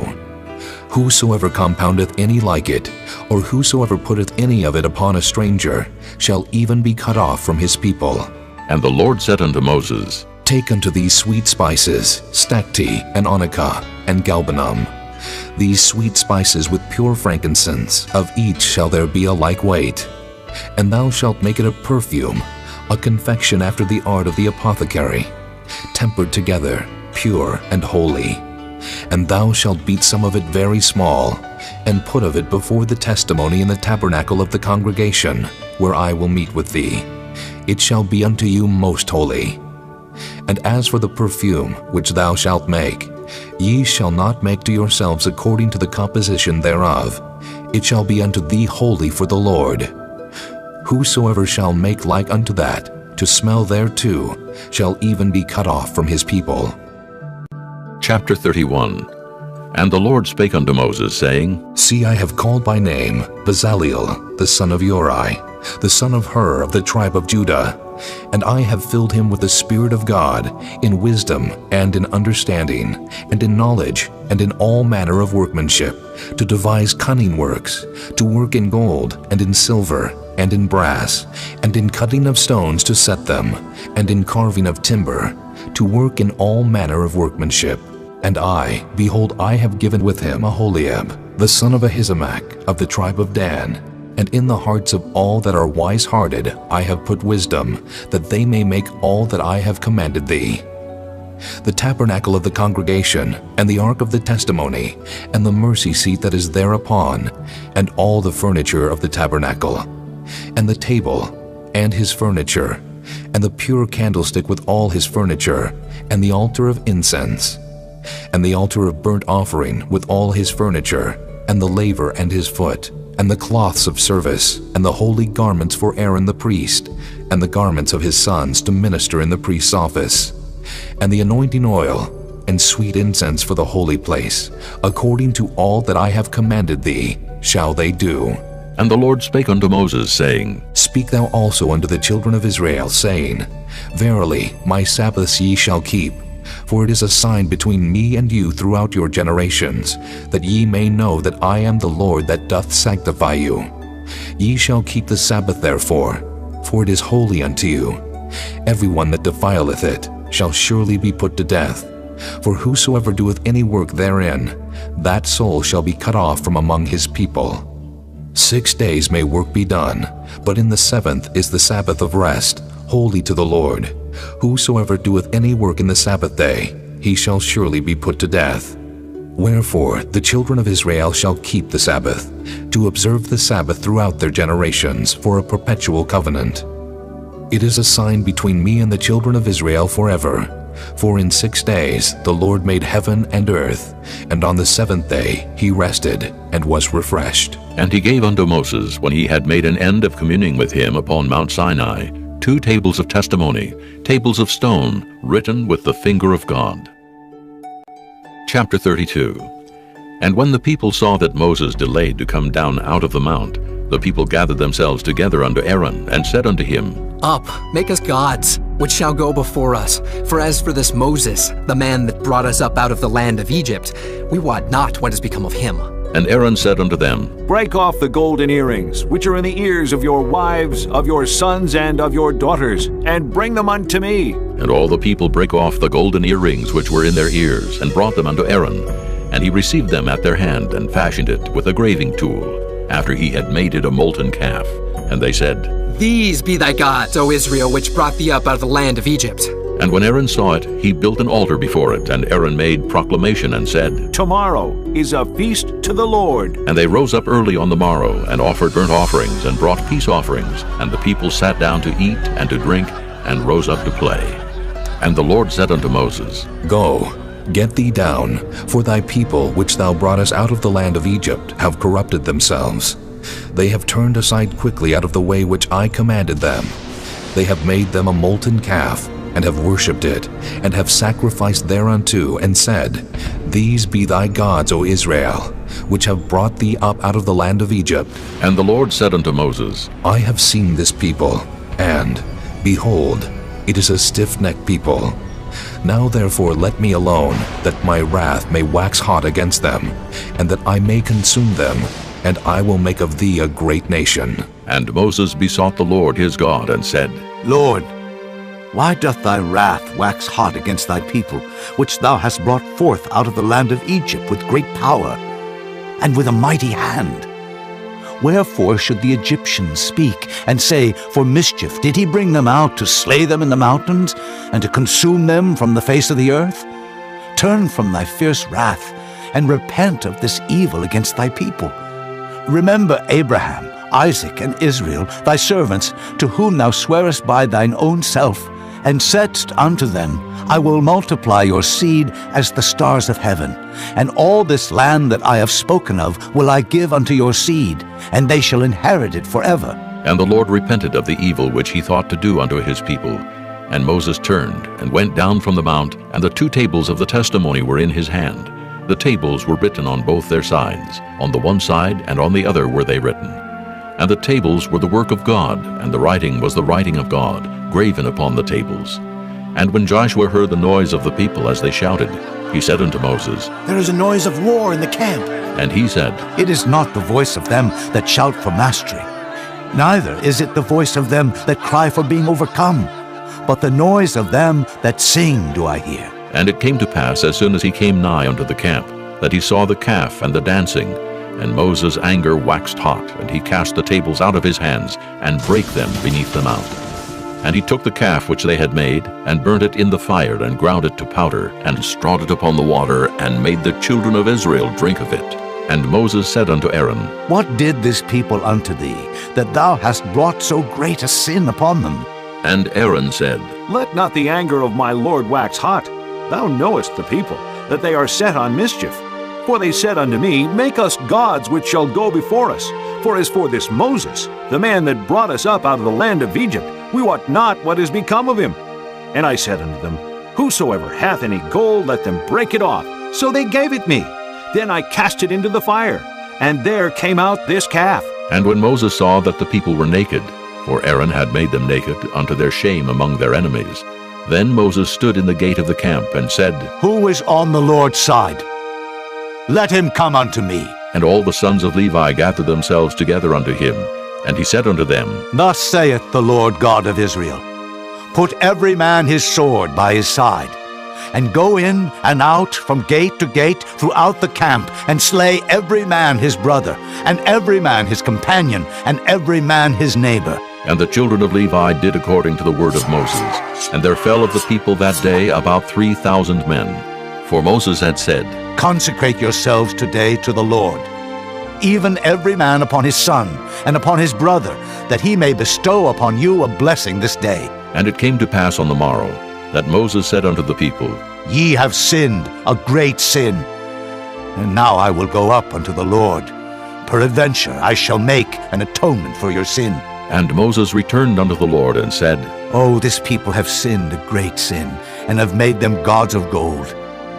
Yet now, if thou wilt forgive their sin, and if not, blot me, I pray thee, out of thy book which thou hast written. And the Lord said unto Moses, Whosoever hath sinned against me, him will I blot out of my book. Therefore now go, lead the people unto the place of which I have spoken unto thee. Behold, mine angel shall go before thee. Nevertheless, in the day when I visit, I will visit their sin upon them. And the Lord plagued the people, because they made the calf which Aaron made. Chapter 33. And the Lord said unto Moses, Depart, and go up hence, thou and the people which thou hast brought up out of the land of Egypt, unto the land which I swear unto Abraham, to Isaac, and to Jacob, saying, Unto thy seed will I give it. And I will send an angel before thee, and I will drive out the Canaanite, the Amorite, and the Hittite, and the Perizzite, the Hivite, and the Jebusite, unto a land flowing with milk and honey. For I will not go up in the midst of thee, for thou art a stiff-necked people, lest I consume thee in the way. And when the people heard these evil tidings, they mourned, and no man did put on him his ornaments. For the Lord had said unto Moses, Say unto the children of Israel, Ye are a stiff-necked people. I will come up into the midst of thee in a moment, and consume thee. Therefore now put off thy ornaments from thee, that I may know what to do unto thee. And the children of Israel stripped themselves of their ornaments by the Mount Horeb. And Moses took the tabernacle, and pitched it without the camp, afar off from the camp, and called it the tabernacle of the congregation. And it came to pass that every one which sought the Lord went out unto the tabernacle of the congregation, which was without the camp. And it came to pass, when Moses went out unto the tabernacle, that all the people rose up, and stood every man at his tent door, and looked after Moses until he was gone into the tabernacle. And it came to pass, as Moses entered into the tabernacle, the cloudy pillar descended, and stood at the door of the tabernacle, and the Lord talked with Moses. And all the people saw the cloudy pillar stand at the tabernacle door, and all the people rose up and worshipped, every man in his tent door. And the Lord spake unto Moses face to face, as a man speaketh unto his friend. And he turned again into the camp. But his servant Joshua the son of Nun, a young man, departed not out of the tabernacle. And Moses said unto the Lord, See, thou sayest unto me, Bring up this people. And thou hast not let me know whom thou wilt send with me. Yet thou hast said, I know thee by name, and thou hast also found grace in my sight. Now, therefore, I pray thee, if I have found grace in thy sight, show me now thy way, that I may know thee, that I may find grace in thy sight, and consider that this nation is thy people. And he said, My presence shall go with thee, and I will give thee rest. And he said unto him, If thy presence go not with me, carry us not up hence. For wherein shall it be known here that I and thy people have found grace in thy sight? Is it not in that thou goest with us? So shall we be separated, I and thy people, from all the people that are upon the face of the earth. And the Lord said unto Moses, I will do this thing also that thou hast spoken, for thou hast found grace in my sight, and I know thee by name. And he said, I beseech thee, show me thy glory. And he said, I will make all my goodness pass before thee, and I will proclaim the name of the Lord before thee, and will be gracious to whom I will be gracious, and will show mercy on whom I will show mercy. And he said, Thou canst not see my face, for there shall no man see me and live. And the Lord said, Behold, there is a place by me, and thou shalt stand upon a rock. And it shall come to pass, while my glory passeth by, that I will put thee in a cleft of the rock, and will cover thee with my hand while I pass by. And I will take away mine hand, and thou shalt see my back parts, but my face shall not be seen. This concludes disc number 5. Chapter 34. And the Lord said unto Moses, Hew thee 2 tables of stone like unto the first, and I will write upon these tables the words that were in the first tables which thou breakest. And be ready in the morning, and come up in the morning unto Mount Sinai, and present thyself there to me in the top of the mount. And no man shall come up with thee, neither let any man be seen throughout all the mount, neither let the flocks nor herds feed before that mount. And he hewed 2 tables of stone like unto the first. And Moses rose up early in the morning, and went up unto Mount Sinai, as the Lord had commanded him, and took in his hand the 2 tables of stone. And the Lord descended in the cloud, and stood with him there, and proclaimed the name of the Lord. And the Lord passed by before him, and proclaimed, The Lord God, merciful and gracious, long-suffering and abundant in goodness and truth, keeping mercy for thousands, forgiving iniquity and transgression and sin, and that will by no means clear the guilty, visiting the iniquity of the fathers upon the children, and upon the children's children, unto the 3rd and to the 4th generation. And Moses made haste, and bowed his head toward the earth, and worshipped. And he said, If now I have found grace in thy sight, O Lord, let my Lord, I pray thee, go among us, for it is a stiff-necked people. And pardon our iniquity and our sin, and take us for thine inheritance. And he said, Behold, I make a covenant. Before all thy people I will do marvels, such as have not been done in all the earth, nor in any nation. And all the people among which thou art shall see the work of the Lord, for it is a terrible thing that I will do with thee. Observe thou that which I command thee this day. Behold, I drive out before thee the Amorite, and the Canaanite, and the Hittite, and the Perizzite, and the Hivite, and the Jebusite. Take heed to thyself, lest thou make a covenant with the inhabitants of the land whither thou goest, lest it be for a snare in the midst of thee. But ye shall destroy their altars, break their images, and cut down their groves. For thou shalt worship no other God, for the Lord, whose name is jealous, is a jealous God, lest thou make a covenant with the inhabitants of the land, and they go a-whoring after their gods, and do sacrifice unto their gods, and one call thee, and thou eat of his sacrifice. And thou take of their daughters unto thy sons, and their daughters go a-whoring after their gods, and make thy sons go a-whoring after their gods. Thou shalt make thee no molten gods. The feast of unleavened bread shalt thou keep. 7 days thou shalt eat unleavened bread, as I commanded thee in the time of the month Abib. For in the month Abib thou camest out from Egypt. All that openeth the matrix is mine, and every firstling among thy cattle, whether ox or sheep that is male. But the firstling of an ass thou shalt redeem with a lamb, and if thou redeem him not, then shalt thou break his neck. All the firstborn of thy sons thou shalt redeem, and none shall appear before me empty. 6 days thou shalt work, but on the 7th day thou shalt rest.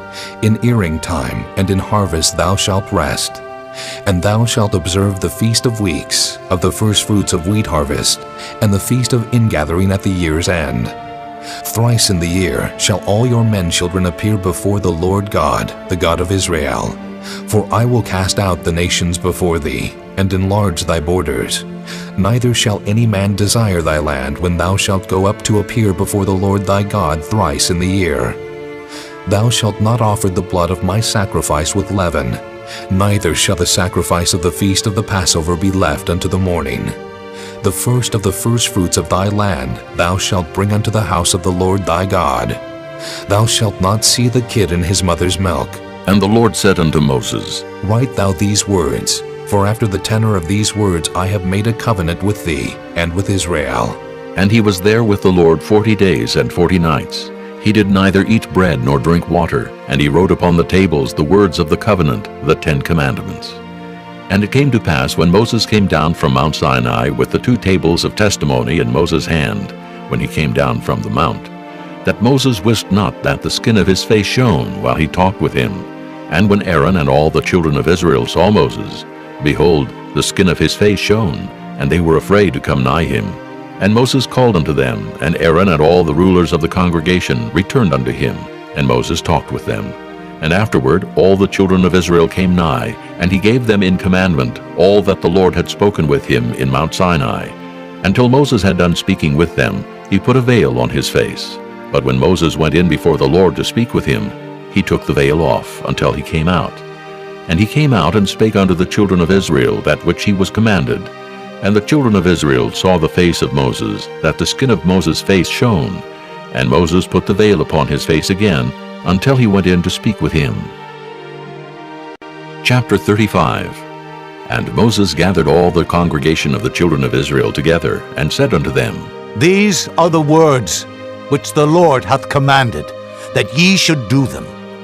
6 days shall work be done, but on the 7th day there shall be to you an holy day, a Sabbath of rest to the Lord. Whosoever doeth work therein shall be put to death. Ye shall kindle no fire throughout your habitations upon the Sabbath day. And Moses spake unto all the congregation of the children of Israel, saying, This is the thing which the Lord commanded, saying, Take ye from among you an offering unto the Lord.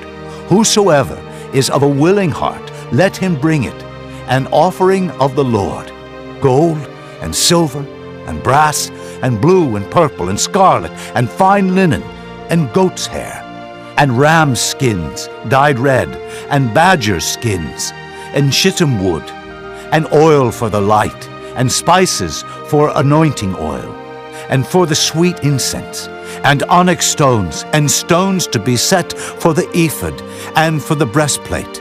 And every wise-hearted among you shall come and make all that the Lord hath commanded, the tabernacle, his tent and his covering, his tacks and his boards, his bars, his pillars and his sockets, the ark and the staves thereof, with the mercy seat and the veil of the covering, the table and his staves and all his vessels, and the showbread, the candlestick also for the light, and his furniture, and his lamps with the oil for the light, and the incense altar, and his staves, and the anointing oil, and the sweet incense, and the hanging for the door at the entering in of the tabernacle, the altar of burnt offering, with his brazen grate, his staves, and all his vessels, the laver and his foot, the hangings of the court, his pillars and their sockets, and the hanging for the door of the court, the pins of the tabernacle, and the pins of the court, and their cords, the cloths of service to do service in the holy place, the holy garments for Aaron the priest, and the garments of his sons to minister in the priest's office. And all the congregation of the children of Israel departed from the presence of Moses, and they came every one whose heart stirred him up, and every one whom his spirit made willing, and they brought the Lord's offering to the work of the tabernacle of the congregation, and for all his service, and for the holy garments. And they came, both men and women, as many as were willing-hearted, and brought bracelets and earrings and rings and tablets, all jewels of gold. And every man that offered an offering of gold unto the Lord. And every man with whom was found blue and purple and scarlet and fine linen and goat's hair and red skins of rams and badger skins brought them. Every one that did offer an offering of silver and brass brought the Lord's offering, and every man with whom was found shittim wood for any work of the service brought it. And all the women that were wise-hearted did spin with their hands, and brought that which they had spun, both of blue and of purple and of scarlet and of fine linen. And all the women whose hearts stirred them up in wisdom spun goat's hair. And the rulers brought onyx stones, and stones to be set for the ephod and for the breastplate, and spice and oil for the light, and for the anointing oil, and for the sweet incense. The children of Israel brought a willing offering unto the Lord, every man and woman whose heart made them willing to bring for all manner of work, which the Lord had commanded to be made by the hand of Moses. And Moses said unto the children of Israel, See, the Lord hath called by name Bezaleel, the son of Uri, the son of Hur, of the tribe of Judah. And he hath filled him with the Spirit of God, in wisdom, in understanding, and in knowledge, and in all manner of workmanship, and to devise curious works, to work in gold, and in silver, and in brass, and in the cutting of stones, to set them, and in carving of wood, to make any manner of cunning work. And he hath put in his heart that he may teach both he and Aholiab, the son of Ahisamach, of the tribe of Dan. Them hath he filled with wisdom of heart, to work all manner of work, of the engraver, and of the cunning workman, and of the embroiderer, in blue and in purple, in scarlet and in fine linen, and of the weaver, even of them that do any work, and of those that devise cunning work. Chapter 36. Then wrought Bezaleel and Aholiab, and every wise-hearted man in whom the Lord put wisdom and understanding, to know how to work all manner of work for the service of the sanctuary, according to all that the Lord had commanded. And Moses called Bezaleel and Aholiab, and every wise-hearted man, in whose heart the Lord had put wisdom, even every one whose heart stirred him up to come unto the work to do it. And they received of Moses all the offering which the children of Israel had brought for the work of the service of the sanctuary, to make it withal. And they brought yet unto him free offerings every morning. And all the wise men that wrought all the work of the sanctuary came every man from his work which they made. And they spake unto Moses, saying, The people bring much more than enough for the service of the work, which the Lord commanded to make. And Moses gave commandment, and they caused it to be proclaimed throughout the camp, saying, Let neither man nor woman make any more work for the offering of the sanctuary. So the people were restrained from bringing, for the stuff they had was sufficient for all the work to make it, and too much. And every wise-hearted man among them that wrought the work of the tabernacle made 10 curtains of fine twined linen, and blue, and purple, and scarlet. With cherubims of cunning work made he them. The length of one curtain was 28 cubits, and the breadth of one curtain 4 cubits. The curtains were all of one size. And he coupled the 5 curtains one unto another, and the other 5 curtains he coupled one unto another. And he made loops of blue on the edge of one curtain from the selvage in the coupling. Likewise he made in the uttermost side of another curtain, in the coupling of the second. 50 loops made he in one curtain, and 50 loops made he in the edge of the curtain, which was in the coupling of the second. The loops held one curtain to another. And he made 50 tacks of gold, and coupled the curtains one unto another with the tacks, so it became one tabernacle. And he made curtains of goat's hair for the tent over the tabernacle. 11 curtains he made them. The length of one curtain was 30 cubits, and 4 cubits was the breadth of one curtain. The 11 curtains were of one size. And he coupled 5 curtains by themselves, and 6 curtains by themselves. And he made 50 loops upon the uttermost edge of the curtain in the coupling. And 50 loops made he upon the edge of the curtain which coupleth the second. And he made 50 tacks of brass to couple the tent together, that it might be one. And he made a covering for the tent of ram skin dyed red, and a covering of badger skin above that. And he made boards for the tabernacle of shittim wood standing up. The length of a board was 10 cubits, and the breadth of a board was 1 cubit and a half. One board had 2 tenons, equally distant one from another. Thus did he make for all the boards of the tabernacle. And he made boards for the tabernacle, 20 boards for the south side southward. And 40 sockets of silver he made under the 20 boards, 2 sockets under one board for his 2 tenons, and 2 sockets under another board for his 2 tenons. And for the other side of the tabernacle, which is toward the north corner, he made 20 boards, and there 40 sockets of silver, 2 sockets under one board, and 2 sockets under another board. And for the sides of the tabernacle westward, he made 6 boards. and 2 boards made he for the corners of the tabernacle in the 2 sides. And they were coupled beneath, and coupled together at the head thereof, to 1 ring. Thus he did to both of them in both the corners. And there were 8 boards, and their sockets were 16 sockets of silver, under every board 2 sockets. And he made bars of shittim wood, 5 for the boards of the one side of the tabernacle, and 5 bars for the boards of the other side of the tabernacle, and 5 bars for the boards of the tabernacle for the sides westward. And he made the middle bar to shoot through the boards from the one end to the other. And he overlaid the boards with gold, and made their rings of gold to be places for the bars, and overlaid the bars with gold. And he made a veil of blue and purple and scarlet and fine twined linen. With cherubims made he it of cunning work. And he made thereunto 4 pillars of shittim wood, and overlaid them with gold. Their hooks were of gold. And he cast for them 4 sockets of silver. And he made an hanging for the tabernacle door of blue and purple and scarlet, and fine twined linen of needlework, and the 5 pillars of it with their hooks. And he overlaid their chapiters and their fillets with gold, but their 5 sockets were of brass. Chapter 37. And Bezaleel made the ark of shittim wood. 2 cubits and a half was the length of it, and 1 cubit and a half the breadth of it, and 1 cubit and a half the height of it. And he overlaid it with pure gold within and without, and made a crown of gold to it round about. And he cast for it 4 rings of gold to be set by the 4 corners of it, even 2 rings upon the one side of it, and 2 rings upon the other side of it. And he made staves of shittim wood, and overlaid them with gold. And he put the staves into the rings by the sides of the ark, to bear the ark. And he made the mercy seat of pure gold. 2 cubits and a half was the length thereof, and 1 cubit and a half the breadth thereof. And he made 2 cherubims of gold, beaten out of 1 piece made he them, on the 2 ends of the mercy seat. 1 cherub on the end on this side, and another cherub on the other end on that side. Out of the mercy seat made he the cherubims on the 2 ends thereof. And the cherubims spread out their wings on high, and covered with their wings over the mercy seat, with their faces one to another. Even to the mercy seatward were the faces of the cherubims. And he made the table of shittim wood. 2 cubits was the length thereof, and 1 cubit the breadth thereof, and 1 cubit and a half the height thereof. And he overlaid it with pure gold, and made thereunto a crown of gold round about. Also he made thereunto a border of an handbreadth round about, and made a crown of gold for the border thereof round about.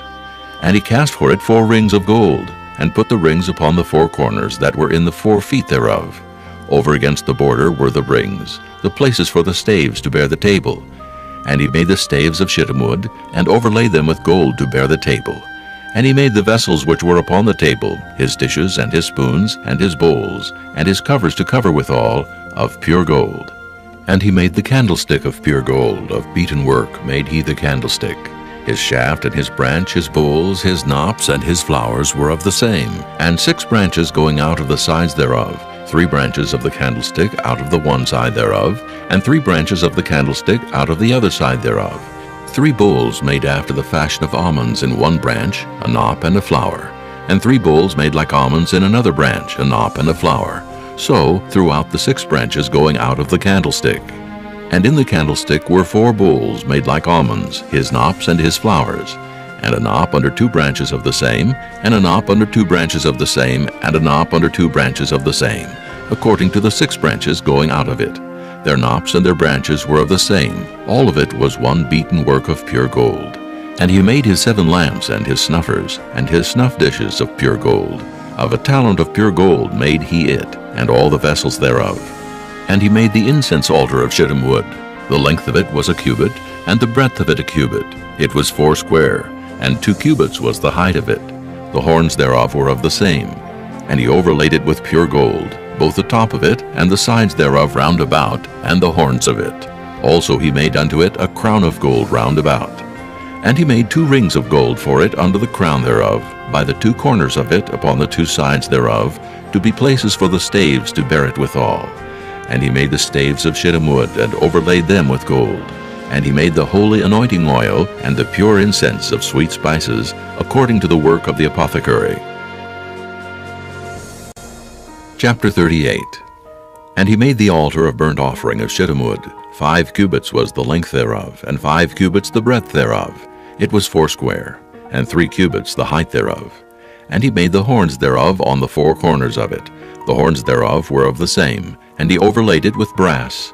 And he made all the vessels of the altar, the pots, and the shovels, and the basins, and the flesh hooks, and the fire pans.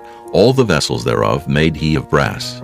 And he made for the altar a brazen grate of network unto the compass thereof beneath unto the midst of it. And he cast 4 rings for the 4 ends of the grate of brass, to be places for the staves. And he made the staves of shittim wood, and overlaid them with brass. And he put the staves into the rings on the sides of the altar, to bear it withal. He made the altar hollow with boards. And he made the laver of brass, and the foot of it of brass, of the looking glasses of the women assembling, which assembled at the door of the tabernacle of the congregation. And he made the court. On the south side southward, the hangings of the court were of fine twined linen, 100 cubits. Their pillars were 20, and their brazen sockets 20. The hooks of the pillars and their fillets were of silver. And for the north side the hangings were 100 cubits. Their pillars were 20, and their sockets of brass 20. The hooks of the pillars and their fillets of silver. And for the west side were hangings of 50 cubits. Their pillars 10, and their sockets 10. The hooks of the pillars and their fillets of silver. And for the east side eastward 50 cubits. The hangings of the one side of the gate were 15 cubits. Their pillars 3, and their sockets 3. And for the other side of the court gate, on this hand and that hand, were hangings of 15 cubits. Their pillars 3, and their sockets 3. All the hangings of the court round about were of fine twined linen. And the sockets for the pillars were of brass, the hooks of the pillars and their fillets of silver, and the overlaying of their chapiters of silver, and all the pillars of the court were filleted with silver. And the hanging for the gate of the court was needlework of blue and purple and scarlet and fine twined linen, and 20 cubits was the length, and the height and the breadth was 5 cubits, answerable to the hangings of the court. And their pillars were 4, and their sockets of brass 4, their hooks of silver, and the overlaying of their chapiters, and their fillets of silver. And all the pins of the tabernacle, and of the court round about, were of brass.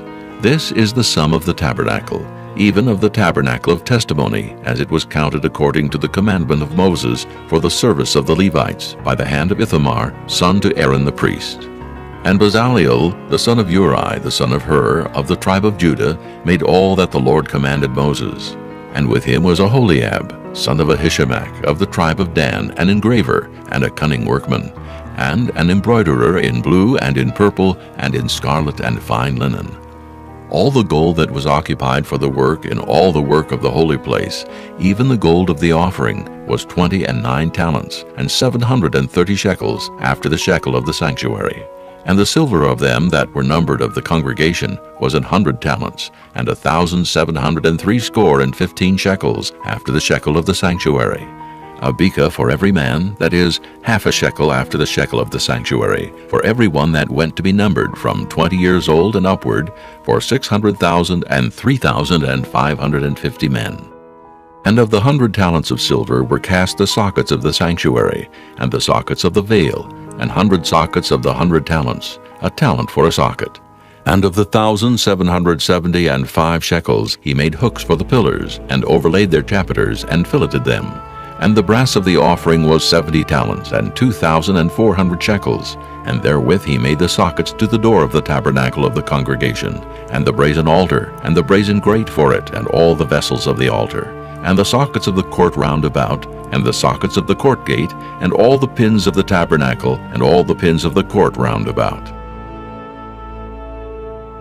Chapter 39. And of the blue and purple and scarlet they made cloths of service, to do service in the holy place, and made the holy garments for Aaron, as the Lord commanded Moses. And he made the ephod of gold, blue and purple and scarlet, and fine twined linen. And they did beat the gold into thin plates, and cut it into wires, to work it in the blue, and in the purple, and in the scarlet, and in the fine linen, with cunning work. They made shoulder pieces for it, to couple it together. By the 2 edges was it coupled together. And the curious girdle of his ephod that was upon it was of the same, according to the work thereof, of gold, blue, and purple, and scarlet, and fine twined linen, as the Lord commanded Moses. And they wrought onyx stones enclosed in ouches of gold, graven as signets are graven, with the names of the children of Israel. And he put them on the shoulders of the ephod, that they should be stones for a memorial to the children of Israel, as the Lord commanded Moses. And he made the breastplate of cunning work, like the work of the ephod of gold, blue, and purple, and scarlet, and fine twined linen. It was 4 square. They made the breastplate double. A span was the length thereof, and a span the breadth thereof, being doubled. And they set in it 4 rows of stones. The first row was a sardius, a topaz, and a carbuncle. This was the first row. And the second row, an emerald, a sapphire, and a diamond. And the third row, a ligure, an agate, and an amethyst. And the fourth row, a beryl, an onyx, and a jasper. They were enclosed in ouches of gold in their enclosings. And the stones were according to the names of the children of Israel, 12, according to their names, like the engravings of a signet, every one with his name according to the 12 tribes. And they made upon the breastplate chains at the ends of wreathen work of pure gold. And they made 2 ouches of gold, and 2 gold rings, and put the 2 rings in the 2 ends of the breastplate. And they put the 2 wreathen chains of gold in the 2 rings on the ends of the breastplate. And the 2 ends of the 2 wreathen chains they fastened in the 2 ouches, and put them on the shoulder pieces of the ephod before it.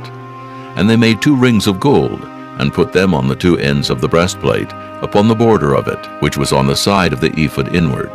And they made 2 other golden rings, and put them on the 2 sides of the ephod underneath, toward the forepart of it, over against the other coupling thereof, above the curious girdle of the ephod.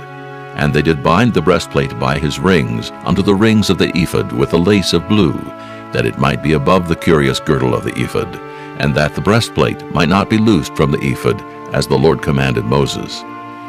And he made the robe of the ephod of woven work, all of blue, and there was an hole in the midst of the robe, as the hole of an habergeon, with a band round about the hole, that it should not rend. And they made upon the hems of the robe pomegranates of blue, and purple, and scarlet, and twined linen. And they made bells of pure gold, and put the bells between the pomegranates upon the hem of the robe, round about between the pomegranates. A bell and a pomegranate, a bell and a pomegranate, round about the hem of the robe to minister in, as the Lord commanded Moses. And they made coats of fine linen of woven work for Aaron and for his sons, and a mitre of fine linen, and goodly bonnets of fine linen, and linen breeches of fine twined linen, and a girdle of fine twined linen, and blue and purple and scarlet, of needlework, as the Lord commanded Moses. And they made the plate of the holy crown of pure gold, and wrote upon it a writing, like to the engravings of a signet, Holiness to the Lord.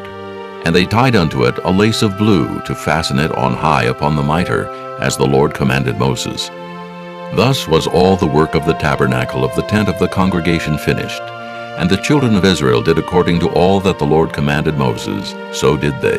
And they brought the tabernacle unto Moses, the tent and all his furniture, his tacks, his boards, his bars, and his pillars, and his sockets, and the covering of ram skins dyed red, and the covering of badger skins, and the veil of the covering, the ark of the testimony, and the staves thereof, and the mercy seat, the table and all the vessels thereof, and the showbread, the pure candlestick with the lamps thereof, even with the lamps to be set in order, and all the vessels thereof, and the oil for light, and the golden altar, and the anointing oil, and the sweet incense, and the hanging for the tabernacle door, the brazen altar, and his grate of brass, his staves, and all his vessels, the laver and his foot, the hangings of the court, his pillars, and his sockets, and the hanging for the court gate, his cords and his pins, and all the vessels of the service of the tabernacle for the tent of the congregation, the cloths of service to do service in the holy place, and the holy garments for Aaron the priest, and his sons' garments, to minister in the priest's office. According to all that the Lord commanded Moses, so the children of Israel made all the work. And Moses did look upon all the work, and behold, they had done it as the Lord had commanded. Even so had they done it, and Moses blessed them. Chapter 40. And the Lord spake unto Moses, saying, On the first day of the first month shalt thou set up the tabernacle of the tent of the congregation. And thou shalt put therein the ark of the testimony, and cover the ark with the veil. And thou shalt bring in the table, and set in order the things that are to be set in order upon it. And thou shalt bring in the candlestick, and light the lamps thereof. And thou shalt set the altar of gold for the incense before the ark of the testimony, and put the hanging of the door to the tabernacle. And thou shalt set the altar of the burnt offering before the door of the tabernacle of the tent of the congregation. And thou shalt set the laver between the tent of the congregation and the altar, and shalt put water therein. And thou shalt set up the court round about, and hang up the hanging at the court gate. And thou shalt take the anointing oil, and anoint the tabernacle, and all that is therein, and shalt hallow it, and all the vessels thereof, and it shall be holy. And thou shalt anoint the altar of the burnt offering, and all his vessels, and sanctify the altar, and it shall be an altar most holy. And thou shalt anoint the laver and his foot, and sanctify it. And thou shalt bring Aaron and his sons unto the door of the tabernacle of the congregation, and wash them with water. And thou shalt put upon Aaron the holy garments, and anoint him, and sanctify him, that he may minister unto me in the priest's office. And thou shalt bring his sons, and clothe them with coats. And thou shalt anoint them, as thou didst anoint their father, that they may minister unto me in the priest's office. For their anointing shall surely be an everlasting priesthood throughout their generations. Thus did Moses, according to all that the Lord commanded him, so did he. And it came to pass in the first month, in the second year, on the first day of the month, that the tabernacle was reared up. And Moses reared up the tabernacle, and fastened his sockets, and set up the boards thereof, and put in the bars thereof, and reared up his pillars. And he spread abroad the tent over the tabernacle, and put the covering of the tent above upon it, as the Lord commanded Moses. And he took and put the testimony into the ark, and set the staves on the ark, and put the mercy seat above upon the ark. And he brought the ark into the tabernacle, and set up the veil of the covering, and covered the ark of the testimony, as the Lord commanded Moses. And he put the table in the tent of the congregation, upon the side of the tabernacle northward, without the veil. And he set the bread in order upon it before the Lord, as the Lord had commanded Moses. And he put the candlestick in the tent of the congregation, over against the table, on the side of the tabernacle southward. And he lighted the lamps before the Lord, as the Lord commanded Moses. And he put the golden altar in the tent of the congregation before the veil, and he burnt sweet incense thereon, as the Lord commanded Moses. And he set up the hanging at the door of the tabernacle, and he put the altar of burnt offering by the door of the tabernacle of the tent of the congregation, and offered upon it the burnt offering and the meat offering, as the Lord commanded Moses. And he set the laver between the tent of the congregation and the altar, and put water there to wash withal. And Moses and Aaron and his sons washed their hands and their feet thereat. When they went into the tent of the congregation, and when they came near unto the altar, they washed as the Lord commanded Moses. And he reared up the court round about the tabernacle and the altar, and set up the hanging of the court gate. So Moses finished the work. Then a cloud covered the tent of the congregation, and the glory of the Lord filled the tabernacle. And Moses was not able to enter into the tent of the congregation, because the cloud abode thereon, and the glory of the Lord filled the tabernacle. And when the cloud was taken up from over the tabernacle, the children of Israel went onward in all their journeys. But if the cloud were not taken up, then they journeyed not till the day that it was taken up.